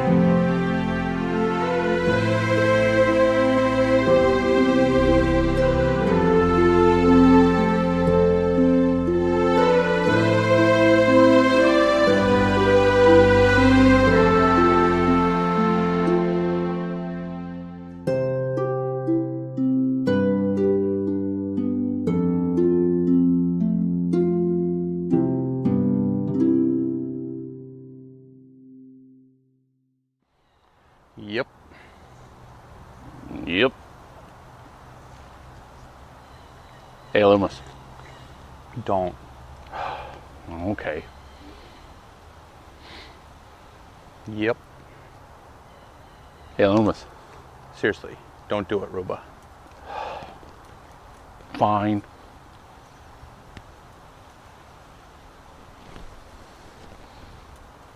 Hey, Loomis. I will cut you.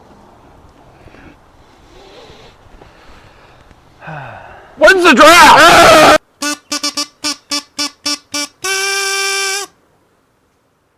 Welcome back to the Old Farts News Network production here of the Season 9 Super Serious Big Time League. My name is Riff Raff, and boy, oh boy, I hope you've been with us since the beginning because we have had some incredible matches for you tonight. This is the playoffs. We've watched the second round of the A-Team series. We've watched the first round of the B-Team series, and we are about to watch the second round of the same group. And in fact, we're going to follow the same teams.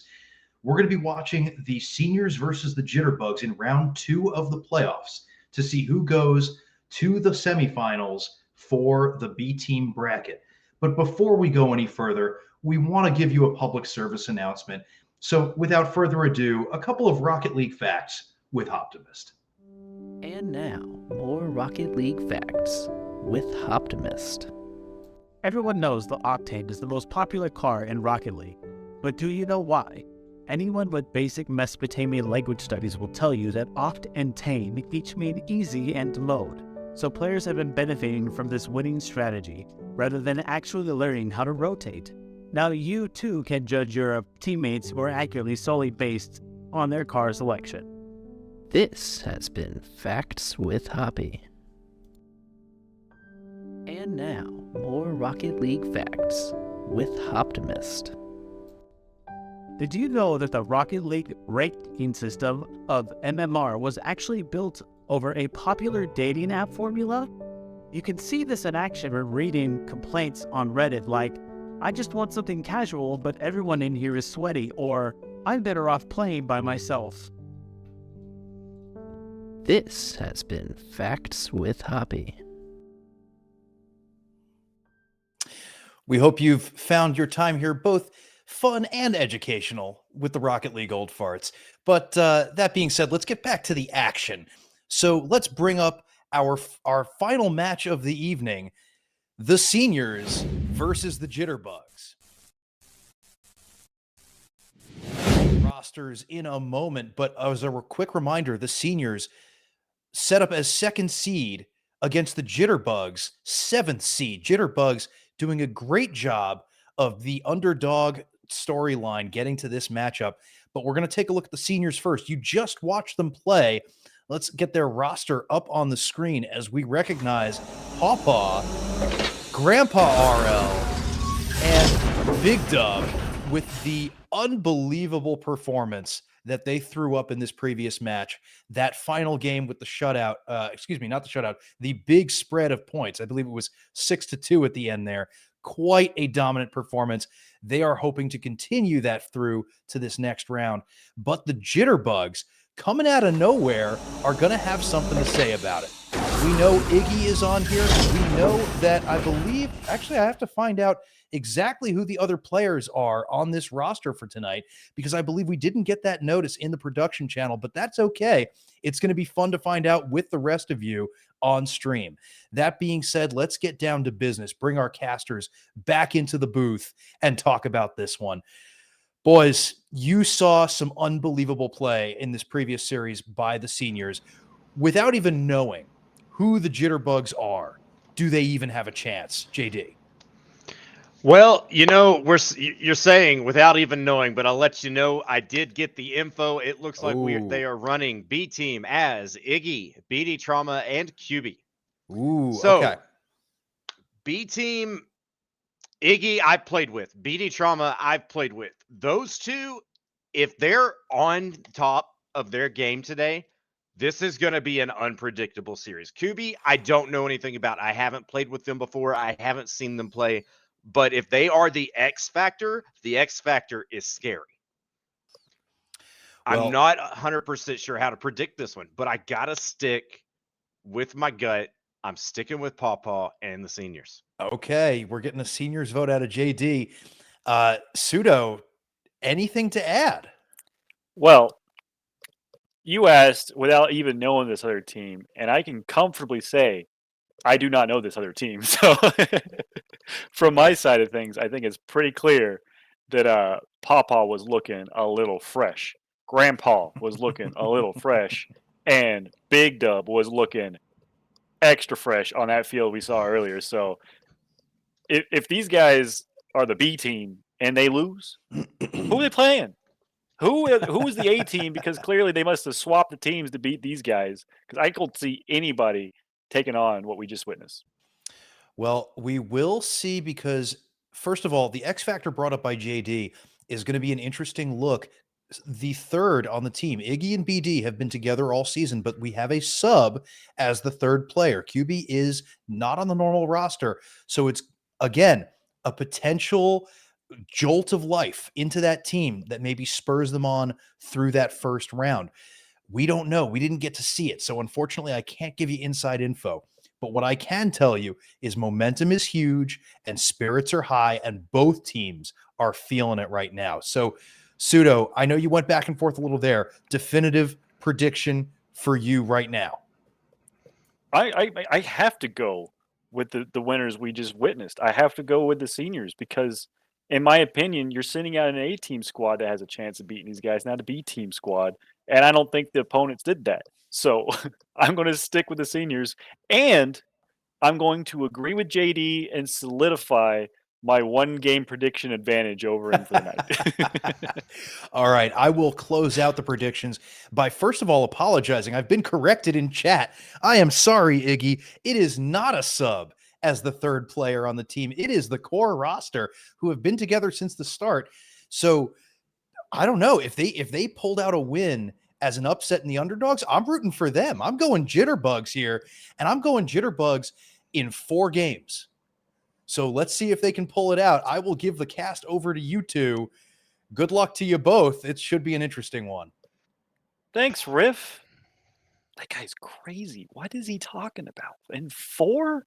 Unbelievable. Unbelievable. I'm so glad he can't hear me talk about him right now, because that prediction is wild. Either way, we're getting ready to head into our final series of the night, round 2 of the B team bracket. We got Jitterbugs, who I think are the underdogs. Riff, with his craziness, thinks are going to take it in 4, versus the seniors, who we just witnessed put on a clinic in offense. Yeah, the Boomers there, they put up a hell of a fight, but they were sent home, packing off of the field. But, we're going to see those players come back next season, and they are going to be looking for blood. It's going to be a heck of a next season, but right now we got the players going onto the field. So let's get back to the playoffs of this season as our kickoff gets started. We've got Ignited Blue cheating up with QB and Papa taking the 50 there in the midfield, but we've got BD Trauma on the wall trying to get a clear here, but Big Dub taking control. Now Kubi, though, the one I called an X Factor, is getting a nice pop-up, going for the shot. Can't quite get over the top of it enough to sink it. So we've got an attack coming in now from the seniors. A good way to start off this match with some very coordinated offense and defense on both sides. These teams clearly ready for this last match of the night. It might be late for them. It's already 10:30 p.m. Eastern time. That's way past most of these players' bedtime, but they don't care as Big Dub comfortably slams that ball away to the side. Get a little close for comfort for some players, but not this team, as he really dealt with that nicely. Look, we're seeing a little bit of gameplay coming in from Kubi, and like I said, I haven't played with him. I haven't seen him play, but he's got some pretty good basic aerial control as he was carrying the ball off the wall for an air dribble attempt for the net, but it was turned away. We've got a shot opportunity in from the seniors, but patience in the net, able to get that one out. Just great defensive play coming in from Jitterbugs here. And we also saw some decent attempts here by the seniors. They almost had an opening goal to start off. A bit unfortunate for them. Not as accurate and precise as they were previously, but we did notice one important fact. They went down early against the Boomers. They did not have a great start to that series. This time around, it could be worth expecting a similar result, a similar outcome, where they don't even come out that high and they just end it on a flurry. If we see that same result, all of these little misgoes that we might see, here and there by this team will fall to the wayside, because, man, the seniors really know how to step it up.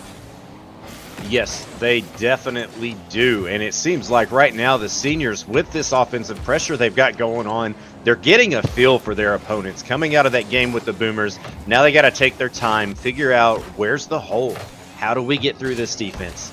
With a shot coming in, though, from Iggy, Ignited Blue, putting that one on net, almost in the back, but a save coming down the field.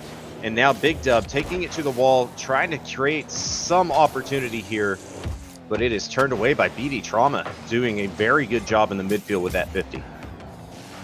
A nice little passing play coming out here by the seniors. Well-structured and organized defense, though, handles that nicely in favor of the Jitterbugs, but Grandpa there to snuff out that counterattack. Pass down here by Kubi. Iggy decides not to go for it. He knew his beat. 2 players jump, though. Iggy has it all to do. He has to buy more time. What a touch here by Big Dub. Goes over the top. Fakes out the air dribble touch as well. And Big Dub just put on yet another highlight reel shot, going over the top of one, faking the high touch, forcing QB or Cubby to miss that touch as well in net. And that will be a great way to start the scoring. And Seniors taking the lead, a little bit over halfway done in the first game of the series. This may be the break that they need to get their feet under them, so that way they can run away and go into this part 3 of the playoffs. Nice little attempt there, but not quite good enough. Big Dub slams that one away. Pass coming downfield, not quite hard enough. Big Dub camping in their corner, expecting a high touch, does not come out from Pawpaw, but I like the idea they put there. Grandpa, what a touch from Grandpa to kill that one and take control. Really expertly done. They've clearly put in some work with their coach that other teams in this league haven't done. Those are touches that you just don't see at this rank normally. Most people want to boom that way as hard as they can, but this Seniors team has done so well of just controlling the ball when they need to. The control from both teams coming out right. Control from both teams coming out right now. Sorry, that frog just did not want to come out of my throat. Now, we are seeing some good passing plays coming in. We're seeing the control from both sides of the field. We're seeing the 50s in the field, but we do have a 1-goal lead. As I say that, it is tied up. Forget the lead. A 1-goal it's lead. now back to a tied score. You know, that's a bit unfortunate for the Seniors, but I got to say, Big Dub scored a goal very similarly to that, where you flip into the ball and your little flip carries through to get another touch right off that backboard, and that's exactly what happened here for the Jitterbug. So I guess if you're on the Seniors, you can't be too upset that that happened to you because they got away with it the last time. They can still look fine in knowing that they are only tied, and Big Dub is the guy you want on the ball. He goes for a fake. Pawpaw with a pass back. Oh my goodness, such a good play. Doesn't quite make contact, and Big Dub can't get the pass down, but great pressure here by Grandpa, and once again, the stranglehold commences. The heads-up plays that we're seeing coming out of the Seniors right now just shows the respect that they have for their opponents at this moment in time. The flick coming out, the fake coming out from Big Dub, and then the passing. Sorry, Pawpaw's going crazy. He's just doubling it off the backboard and popping it past him. Look at these guys go. 0-second goal opportunity. He saves it. Oh no! Oh, Big W wanted the glory, but he saved his teammate's shot, and that was a heartbreaking way to not close out the series. However, he might do it all himself once more. Great save by Cubby, but Pawpaw keeps it in. That's across the net, but it's saved away by BDT. Now we're seeing some physical play coming out of Pawpaw as he takes that demo on the back line of the Jitterbugs team, relieving some of the pressure on their defensive side of the field. And now Big Dub is going to try again with a controlled carry down the offensive side, but it looks like he's getting challenged by Cubby here.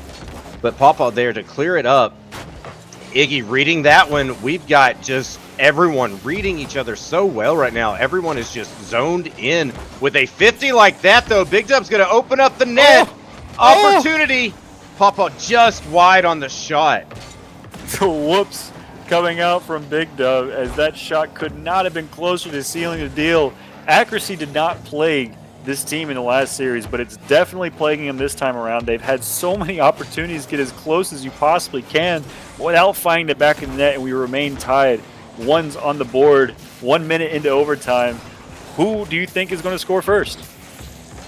Right now, it's hard to tell. Like the defense on both sides of the field with this offensive pressure coming in on them, they aren't cracking. There's very few positional mistakes on either side of the team.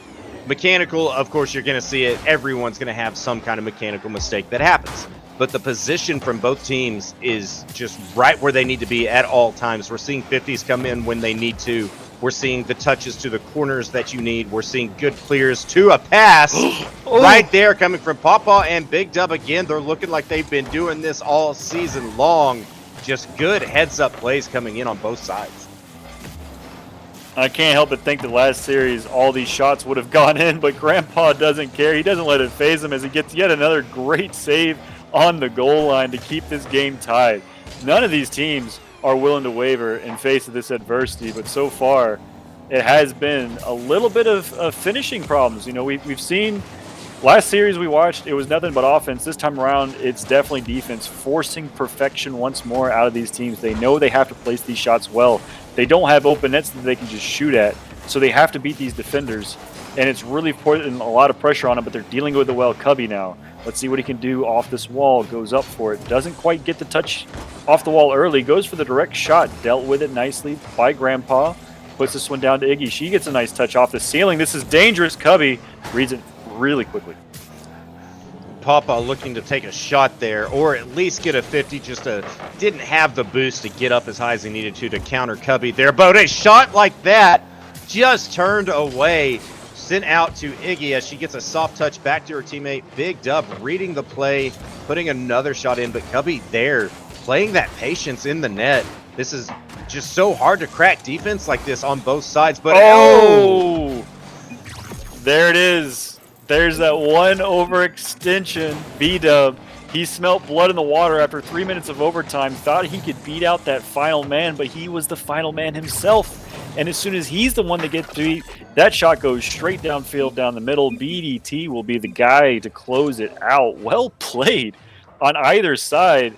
Now, again, I got to mention, Seniors, they didn't look so hot coming out that first series against the Boomers. However, they brought it back nicely later on. This time around, is it the same story? This time around, they've got a different team with a little bit higher player on the other side. They've got to figure out how to shut down the passing plays. That's what we're seeing coming in. They also, as you said, the overcommitment there. They've got to get their offensive rotation back that they had in the last game of our last series. And once they get that offensive rotation back, it's going to be a different story, because we're seeing good passing plays coming out a little bit on both sides of the field. We're seeing some solo plays coming out from Big Dub. We're seeing them coming from Cubby as well on the Jitterbugs. So the offensive rotation, the defensive rotation, that's what makes or breaks a team. Now, a surprising stat for me from this game, we saw 8 shots coming out from Jitterbug and only 7 coming out from Seniors. It felt like the Seniors were getting a lot more shots on target, but that's because Jitterbugs only had 3 saves of those 7 shots, which means 4 of those shots coming out here from the Seniors were just slightly not accurate enough to find the back of the net, and that was the difference maker. Had they landed any of those shots that weren't saved away, they would have been in a much better position. Whereas Jitterbugs, all their shots, except for the 2 that fell, it looked like were saved away. So it is a bit of the demand of clinical perfection here on the offensive side for Seniors. They threw out the offense and they were scoring last series around. This time we just need them to find the back of the net. Otherwise, it's going to be a much different story. Yes, and now they have that opportunity as Big Dub's carrying the ball downfield, but he gets challenged by 2 of them. And now Jitterbugs have that control in the corner. Grandpa says, no, I'm going to take control. Doesn't have the boost to finish the shot, but he does get it to the offensive zone. And now Jitterbugs going back with it. We're not seeing the 50s coming out of the gate like we did on the first match of this series. We are seeing a lot of big clears here. It looks like both teams have changed their strategy, just trying to keep the ball. What an opportunity. Grandpa just barely missing that pass coming in from Big Dub. Shot opportunity just barely avoided by the Jitterbugs. Yeah, so far, I'm really liking what I'm seeing from the Seniors. They're looking really coordinated, and they're putting up a lot of speed, making this Jitterbug team a little jittery on the field so far. However, remains scoreless. All the opportunities created have not been fruitful for the Senior squad, and that's nothing but good news if you're a Jitterbug fan. Riff. Of course, we got to call Mr. Riff Raff out when we can. We're all looking and hoping that Pawpaw and Grandpa are going to win this series here, but Jitterbugs are not going to go down without a fight. As we know, they've got the first game won on their side. So we are looking to see if Seniors can come back and bring in another win in these playoffs and carry them further in. And with that being said, they are on the board in game 2, 1-0 in favor of the Seniors. That's a great run-ahead demo here by Big Dub. Very hard to deal with if you're the goalkeeper in net, regardless of rank. Very nicely dealt with. And honestly, great patience there as well to get that final touch. He just waited for it to come off the backboard, didn't panic, knew he had time and space to deal with. And that shows you the composure that these older gentlemen in the league are playing with. You know, I think I figured out what's going on with Riff Raff. I understand why he's going for Jitterbugs. Because if you look in the Twitch chat, it looks like even Fallen, our production manager, is going for the senior series because he's actually subbed for them before.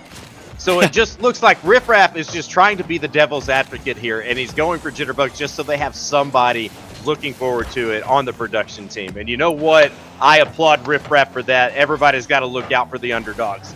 And we always do that here in Old Parts. At least somebody does. Oh no, that was an amazing setup there here by the seniors. They got the bump from Big Dub on the final man in rotation, but unfortunately I believe it was Pawpaw couldn't secure that open net. That happened a little bit in the game prior to this, and that was the reason why they lost. They really need to clean up these final touches, like really just that last touch to get that final shot in, and it's really been haunting them right now. What a turn. Big Dub, just wow. The mindset to be patient and turn and make that save off that shot coming in from Cubby, just it takes a lot of experience and a lot of patience to make a play like that and to make that save. And it's just the defense right now for coming out of seniors that's what we're seeing. We're seeing that experience, we're seeing that patience, and that's what's saving them in this game and getting them back into this series overall. Decent dribble attempted there by Iggy. She wasn't quite able to keep control of it. Good save here by Cubby. This pass out to the midfield. Looks like the orange team scrambling. Oh no! Looks like BDT had the position, but probably got called off by Iggy.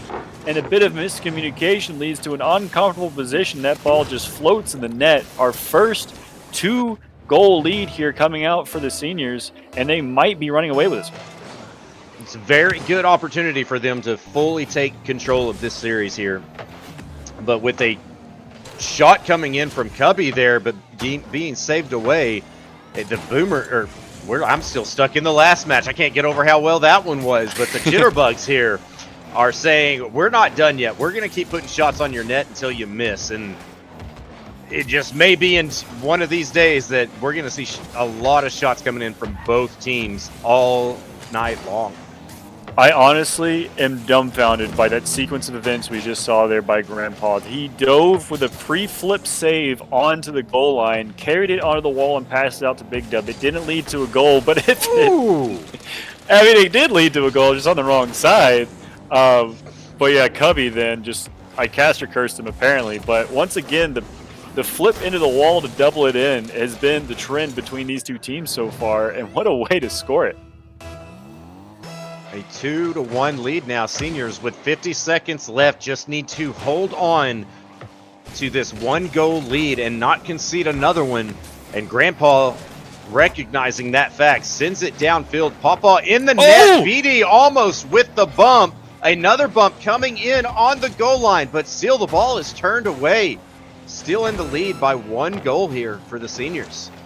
What more do you have to do if you're on this orange team? Nothing can find the back of the net. They're saving everything. They've put in great shots, great passing plays, amazing opportunities to finally beat that last man, and somehow there's always a saving angel diving across that net to prevent it from going in. You really do need crazy flips off the backboard from Cubby to even stand a chance against the defense of the seniors. Only thing I could see that might have some kind of fix for them coming up in the next match as we tie up the series. Seniors won this last game. The only thing that's going to fix that for the Jitterbugs, you got to get the demos. Just the bumps in net are not doing it. You got to get in their head. You've got to bring the demos out, be it on the net, be it on the third man when they're on offense, wherever you can. Bring the mind games out, bring the more physical play. That's going to open up the defense. Yeah, it's really been just a testament of how good your defense is when you're having to just rely on demos to create space. You know, like this seniors team has done so well to cover each other's backs, and the communication this game was phenomenal from them. They looked like they were all on the same page. Now, Jitterbugs didn't look bad. It was just it's hard to keep up with the pressure of this senior squad. Now, I do think they can do it. I think you're right. Cubby and BDT have looked really good. I think I think at this point, the X factor is going to be whether or not Iggy can get and stay involved. And as soon as she does, I think this team of the Jitterbugs does have a chance to bring this game around. But as the moment, we're tied up after a nice showing here from the seniors. And Iggy tends to surprise you. She will show up in one of these games and she will just start popping off, and you will not know where it came from, what caused it. But as soon as she does, we're going to see a totally different Jitterbugs team. And I'm sure we're about to get a show going on here in this game as the kickoff is taken underway. by BD Trauma and TV Big Dub Gaming.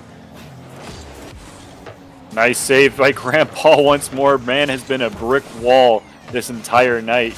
And a very smart decision to just drive up that wall there by B-Dub or Big Dub as well.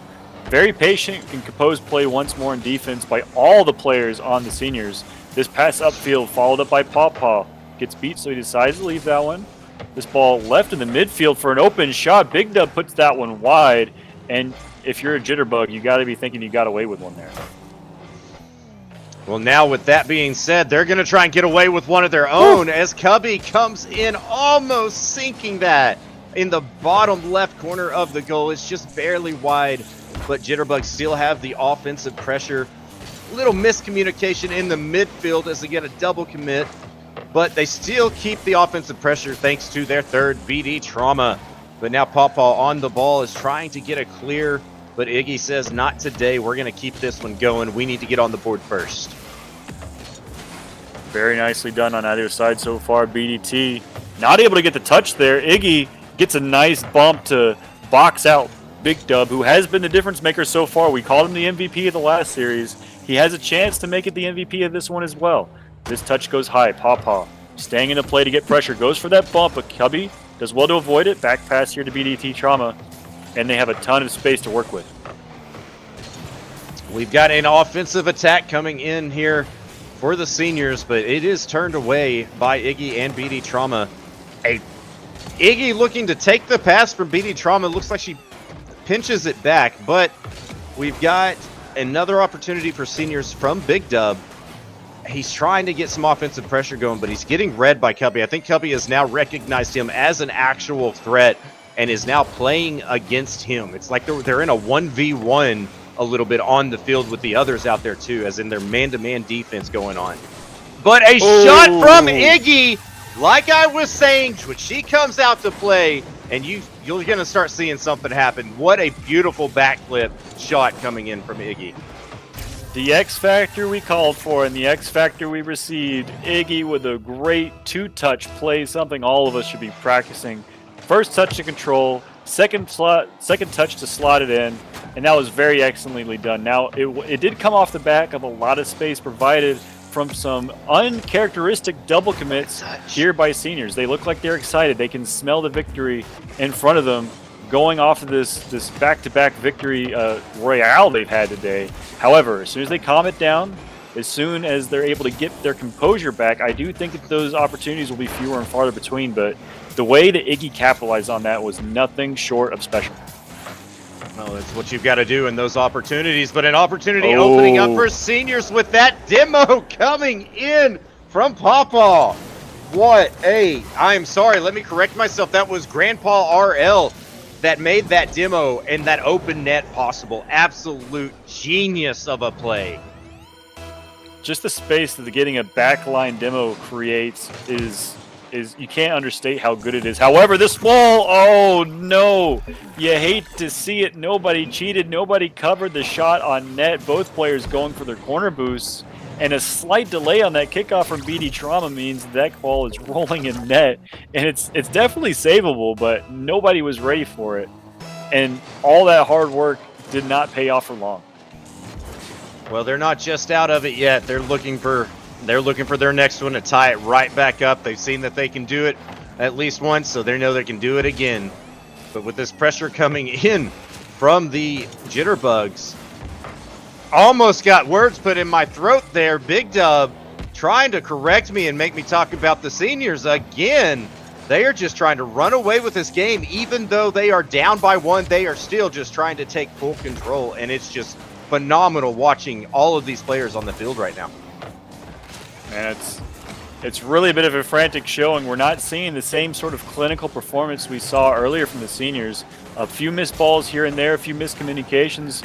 They're tripping over each other a few times here and there. However, they are making it work. They're trying to get back into this. They have a minute and a half left to score one more goal to tie this game up, and this is a good start. Pawpaw puts it right to Cubby, who is able to save it. This pass to midfield doesn't go to anybody, but Grandpa is stuck in net right now. Looks like Grandpa was playing the patient game there, saw that his team was losing the ball, and decided to wait in net, make them come to him. Not a bad play on his part, but a shot here coming in from Cubby just to the top left, a little bit high. And what a move by Big Dub and a save by Cubby. Wow. Came out of a different country to save that ball. What a play, the hustle, the effort by Cubby to come back to save it. That shot from Big Dub is off target as well, and they still remain 1 goal up. Oh, that one almost sneaks in, but Big Dub taking his time, gets the clear, knows he's got one to beat, trying to do it, just barely misses his touch, can't quite squeeze it in.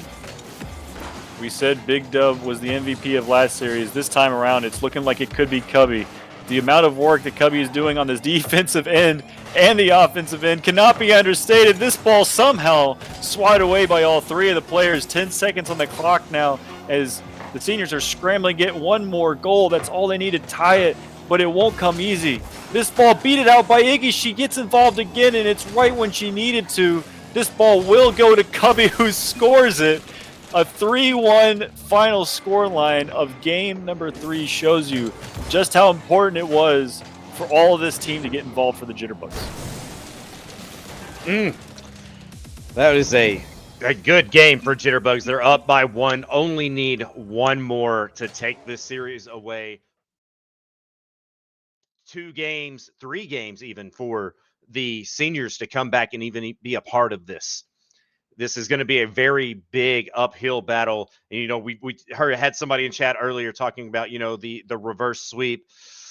I don't know if we're going to see it. If they're going to play like they just did in this game, you know, their defense kind of fell away. They got so focused on offense. Their rotation on defense was broken up. There were a couple of bumps coming in from the Jitterbugs. It's been Jitterbugs series this whole time. Yeah, I wholeheartedly agree, and I'm so glad to see how important Iggy's involvement was during this game. She got that opening goal, and it was a beautiful one at that. And on top of that, she's the one that shut down the final stretch effort here from the seniors. She really put out the performance that we needed from her, that her team needed from her, and it showed just what a difference that can make with that 3-1 scoreline. The seniors, though, we know what they can do. We've seen it before. They didn't quite bring it out this game, and it wasn't necessarily all on the Jitterbugs pulling it out of them. We did notice that there were a few whiffs, a few missed touches here and there. They just weren't quite on the ball the way they have been before. So as soon as they're able to reset, get some time to get that mental switch flipped, realize they're on the back foot and this is the game they need to win, I think they'll see it all the way through. Now we're going into game number 4 here. This is the game that Riff predicted would be the last game we see for the night. I don't think it will be, but it's up to, at this point, the seniors to prove that wrong. Yeah, Riff might be onto something here if Jitterbugs keep up with the momentum that they've had, and seniors they've been on their back legs the last couple of games. I know they won 2 games ago, but that first game of the series, they got beat. They got a little bit of momentum back, but Jitterbugs have still just had that good team communication and rotation going. And what a fake from Big Dub. And a 50 also over to Pawpaw, back over to Big Dub, but a bump coming in from BD Trauma to shut that offensive play down is going to keep it tied up 0. Well, I get the word shoved down my throat again. Seniors are good at doing that. Hey, look at this. The one touch with the pop immediately follows with a clanger to the far post. A beautiful shot from Grandpa. All of the questions we had about how they would come and perform have been wiped away in game number 4. This could be a shot the other direction, though. BD Trauma with the immediate response. Oh no, it's going to be one of those matches again, just like the first match of the day. Oh, my heart can't handle this. I'm too old for this. Let's not end that sentence. You all have seen that movie. All right, let's get back into it as the kickoff goes. It looks like both teams here almost tried to fake the kickoff, but Seniors take control of it, but they give it away to Cubby, and then Big Dub coming in with the 50. And we've got a counterplay attempt coming out from Pawpaw now as he sends it down the field. That was a well-placed ball to make it awkward for the defense. However, BD Trauma was amazingly equal to that one. Gets a really nice clear. The follow-up beat out first by the blue team, so it will be some more Seniors pressure. However, Cubby slams it right back to the corner, and that's a missed touch by Big Dub. However, Iggy's pass center goes a little too far up. Pawpaw, though, does try to reach to get a hand up that to continue the awkwardness, but nobody else was reading the miss there. And so far, we've had a very frantic back and forth after those quick 2 goals. Yeah, 2 goals coming in very fast. Iggy trying to slot that one high, goes a little too high with it. And now we've got some offensive pressure sticking on the blue side of the field here for Jitterbugs. But as I say that, again, Big Dub clearing it away with a nice 50. Grandpa looking for a boost in the back, not going to be able to capitalize. Cubby gets it around him, but Pawpaw is there to save it. What a 50 on the wall from Pawpaw to send that to his own corner. Ooh, this is dangerous, but these Seniors, man, they just always find a way to get in front of the net and get that hand up. I know that T-Bates and all the first touch guys know it's either hand down or man down, and these guys refuse to go down. Another pinch, that one goes high off the bar. Big Dub is there to read it once more. The saves are immaculate. Everybody on Jitterbugs doing everything they can, but this ball just keeps getting punched back further and further in their half. Now it's close to their backboard. Cubby has to put it in the corner, but more pressure here from Grandpa. Big Dub tries to get the pass down, but nobody's there, and this one's back the other way. Well, Pawpaw's going to cut that one off, and he's going to try and take control, but was that Iggy comes out of nowhere, gets a bump on him, sends him flying, sends the ball away, but somehow the ball stays in the offensive zone for the Seniors, and Cubby now trying to take control of his own. He's got some nice dribble going, but a double defensive play coming in from the Seniors to send that one out and away. Now, I didn't quite like the way that Pawpaw approached that one. He's being very passive in net right now, which is working out for him. However, sometimes you just need to send a man like this to challenge, and Pawpaw does exactly that. Good adaptation to realize what he did wrong and fix it immediately. And already we're seeing a bit more speedy recovery. This could be a shot opportunity. It is a shot opportunity, and Big Dub will score it. Looks like Cubby is going to be upset about that one. So close to the save, but just barely out of reach. That boost was looking mighty fine, and he just didn't have the time to grab it and get the ball at the same. Yeah, very nicely done. We're finally seeing that 1 goal advantage coming out once more by the Seniors. Double commit here between Pawpaw and Grandpa. Not something we're used to seeing historically, but something that has been prevalent this series. Not a great clear either by Big Dub. That shot off target. Grandpa now to try to clear this counterattack out. Man, we're looking at a lot of shot opportunities coming in for Jitterbugs here, but it looks like we're having some miscommunication, and they're not calling it correctly, or they're calling it too late, something, and they're getting a little bit of double commits going down here on the field on the offensive zone. That ball is looking mighty fine to them. They're wanting to sink it in the back of the net, and it's just the communication breakdown is hurting them right now. But we do have another offensive pressure attempt by Cubby, but it's turned away by Pawpaw with that nice 50. And now Iggy trying to do something in her own corner. I really like this setup here, the structure of the offense. They have that perfect triangle setup where one person's in the ball, one person's behind him, and one person's across the field for a pass. It's a beautiful structure that we just saw set up there, and it's what's leading to this great offensive opportunities and attack here for the Seniors. Now, it didn't quite work out well for him because, again, Jitterbug defense has been equal to it, but that's another good 50, and the player behind him should be first to it. Nicely done here by Pawpaw. Grandpa looks awkward, but still makes the touch. Just the defensive plays, even being awkward coming out of Seniors right now, they are not going down without a fight. They're taking this to a Game 5 in their mind. But there is another opportunity, even with 0 seconds on the clock coming in for Jitterbugs right now, as the ball is in the offensive zone. But Grandpa says, not today, I'm tearing it down. That last sequence to prevent any goals from being scored, from the Jitterbugs was incredible efforts there by the seniors. Incredible.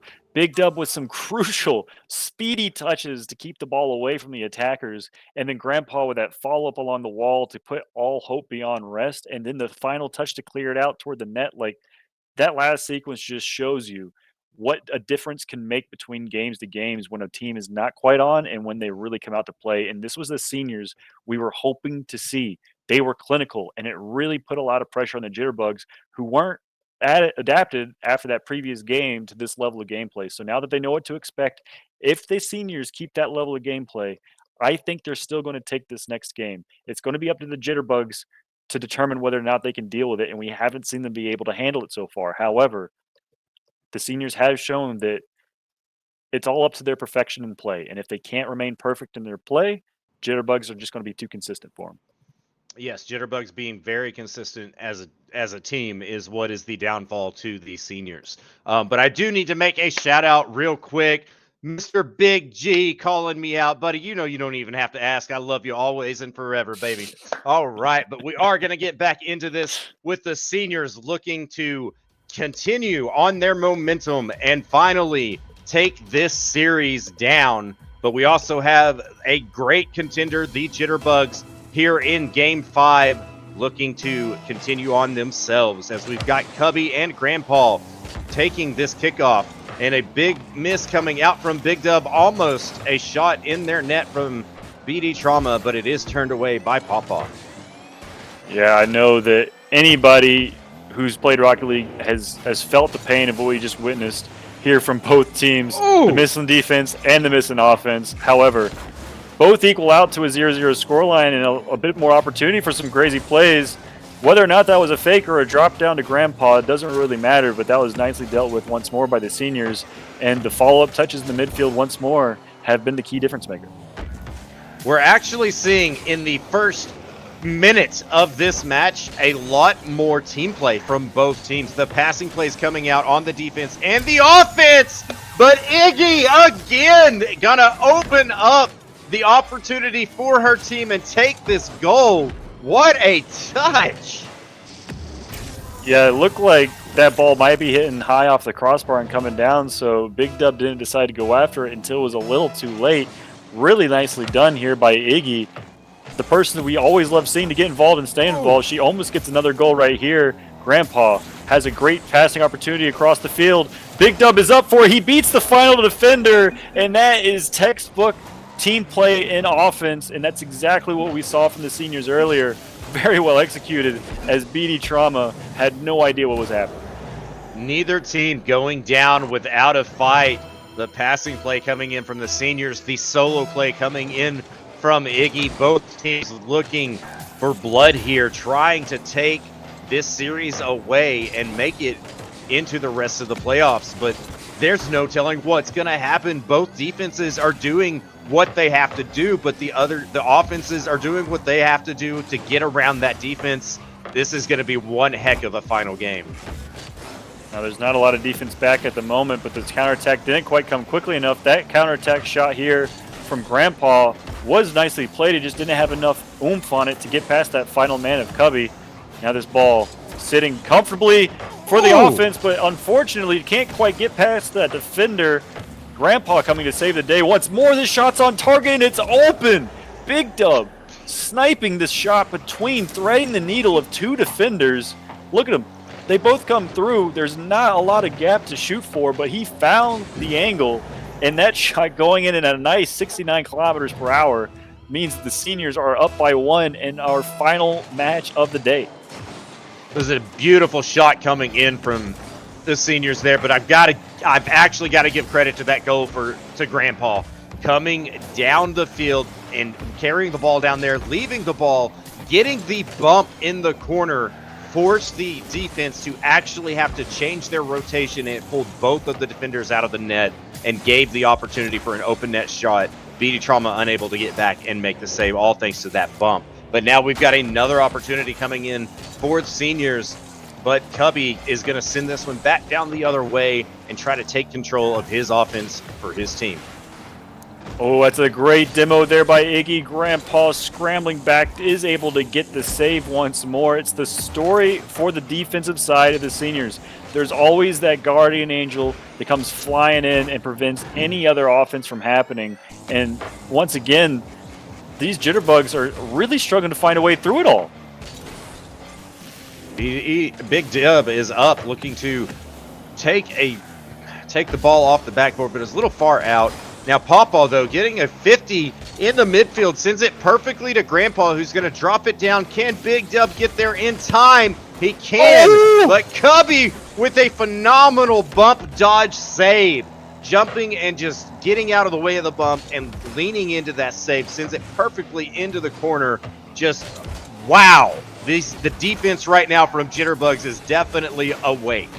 They took that last goal from seniors and said, you know what? We can't go down anymore. We got to get one back. Do not let them score another, and they are not doing it right now. I'm not going to lie. I thought that shot was going in. I thought Cubby gave him too much space, and that shot was placed so perfectly with enough power to get by him, but somehow Cubby, with the pre-jump, flipping into it. Man, what is going on right now? These teams have leveled up in this finals. Game 5 has brought the best out of both of these guys, both these teams, I should say, so far. And Cubby with a shot just a little high. BD Trauma can't get it in. Iggy getting involved once again. She can't quite get the shot. That's another one off the post. This one off the post as well. 8 shots, it seems like, have gone at the net for the blue team, and not a single one has fallen. Counterattack, Grandpa with a demo. Bumps in the midfield by BD Trauma, but he misses the ball. Iggy now on the ball. And another opportunity here for Jitterbugs as Iggy gets it in there, and Cubby cleans it up with a beautiful dunk. We have a tie game again in the 5th of the series. Oh, that was a really nice play in theory. The pass to the goalkeeper to get the clear out, however, immediately shut down, and even worse, straight to the back of the net. We're all tied up here within the final minute of game number 5. However, seniors have some pressure. This is a good opportunity. This might be going in. Nobody's there for the follow-up, and Iggy swipes this one to the side. Oh, that looked like a very good opportunity for the seniors there. I think Big Dub Gaming there was looking to read the touch coming in from the Jitterbugs to take it high and put it in the net, but the touch didn't come in. There was a good fake on the back wall, so no offensive pressure was allowed. But now we've got the offensive pressure again from Jitterbugs, but a save from Pawpaw is going to send that one away into the corner, and the counterattack begins now as Pawpaw sends it to the net, but Cubby reading it is now going to, they're playing ping pong again.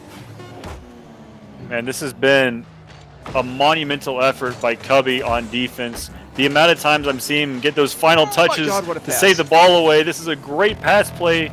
Almost saw the 0-second play, but as Riff says in chat right now, we have a Game 5 overtime. Fans are loving to see it as we go into it already.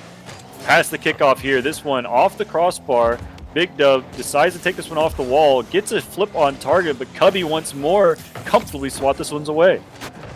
Now, isn't this the second Game 5 overtime we've had in in tonight? We had that in the first matchup, and now we've got it in the last matchup. Like, this is just like I said after the first match, this is going to be one heck of a night to be here. So to all of you that are still with us in chat, to all of you that might have joined a little later, we greatly appreciate you here, and we hope you are enjoying this just as much as we are. This has been one heck of a series as an opportunity happens, but it is turned away by BD Trauma, who is now going to try and carry this down to the other side of the field. Just the emotional roller coaster today has been so much fun, and we're getting great gameplay coming out from both sides of the field. I'm really loving the decisions we're seeing from both teams. Everybody is just rotating so well. Big Dub gets over the top of that flick, though, to shut that amazing play from Cubby down. Again, it's just the decision-making from both teams has been immaculate. They're reading each other so well. They're trying to make those outplays, but just can't quite get past the final players. And so far, we're already almost a minute and a half in OT. Yes, a minute and a half in OT with as much going on is a lot. Like, we went, 3 minutes or something in one of our OTs previously, and it didn't feel as stressful as this one does, because there is so much going on in this one, so much excitement, so many emotions all over the place for both teams, for us at the casting booth, and Big Dub now trying to take a good clear here because he knows he's got to buy the time for his teammates to get back, and he does it perfectly. Now Pawpaw trying to get a pinch, but Big Dub's going to cut this one off to get a pass to Grandpa. Iggy with a beautiful save. I really love that sequence of events because there's no way that Grandpa was going to be able to get through that defense that he saw in front of him. So he put it just soft enough for his teammate to get involved for extended pressure, but they did deal with it amazingly well on favor of the Jitterbugs. This ball gets a little far away from Pawpaw. Grandpa should be the next one to this one. Does get the demo on Cubby, and this is a great opportunity. It's over the top of one. Can Cubby get it back? He's known to do so. Oh my God! Over the top by Grandpa. Grandpa takes the series in 2.5 minutes of overtime with amazing cut and pop flick over the final defender, and Cubby was the man he beat at that. JD, what did we just witness? We just witnessed the seniors coming back from game 1 deficit to winning the whole series with the most beautiful pop flick I have seen in a long time. And the rank deficit here, the difference in players here, Cubby, we can see it on the scoreboard at times, sitting there, season 10 grand champion. He's got the title. Grandpa, he probably sits around a diamond to champ mid-tier level. Seeing that coming out, the mindset, the awareness, knowing what he has to do in order to get that goal and performing it so perfectly, he's the MVP of the team for me. That was a shocker of a series that we just witnessed. For the seniors to put up that kind of performance, to come off from the rocky start that they had, right? They didn't have a very clinical performance in game, especially in game number, I think it was 3 is when they came out, and it wasn't looking that good. They were down 2-1, and then they come out in game number 4, clean up all of the issues they were seeing previously, come into game number 5 and go in 2.5 minutes of overtime, and still Grandpa stayed composed. It's way past his bedtime, but he didn't care. He put on a clinic, broke the axles of Cubby, who just got out of the shop after being demoed, and they finish it out. Absolutely unbelievable series. I think it's time to give ourselves a little break. Let's send this one over to Riff Raff, who can recap what we just witnessed. Thank you so much for hosting this with me, JD. Oh my goodness. I don't know if I can recap this. This was one of the most insane back and forth series that I've watched in a long time. Unbelievable play by both teams. First of all, congratulations to all of the winners tonight, but a huge shout out to every player in the league participating in this playoffs. What an amazing set of matches we got to see tonight. And we hope that you stick around for plenty more on this coming Friday when we find the conference finals for the Friday and Sunday conferences leading into the grand finals. This will be A and B team coverage at different points. So you'll get to see all of your favorite players and all of your favorite community members participating in the Old Farts Super Serious Big Time League. I think we all need a break after this one, so we're all going to hit the showers. Big thank you to JD and Sudoku for casting tonight. Excellent job to the two of you. And a huge shout out to our production team, and Fallen and mostly Eric on the back end, helping run things from behind the shadows. My name is Riff Raff. We hope you've had a wonderful time with us tonight, and we will see you again this Friday. So long, everybody.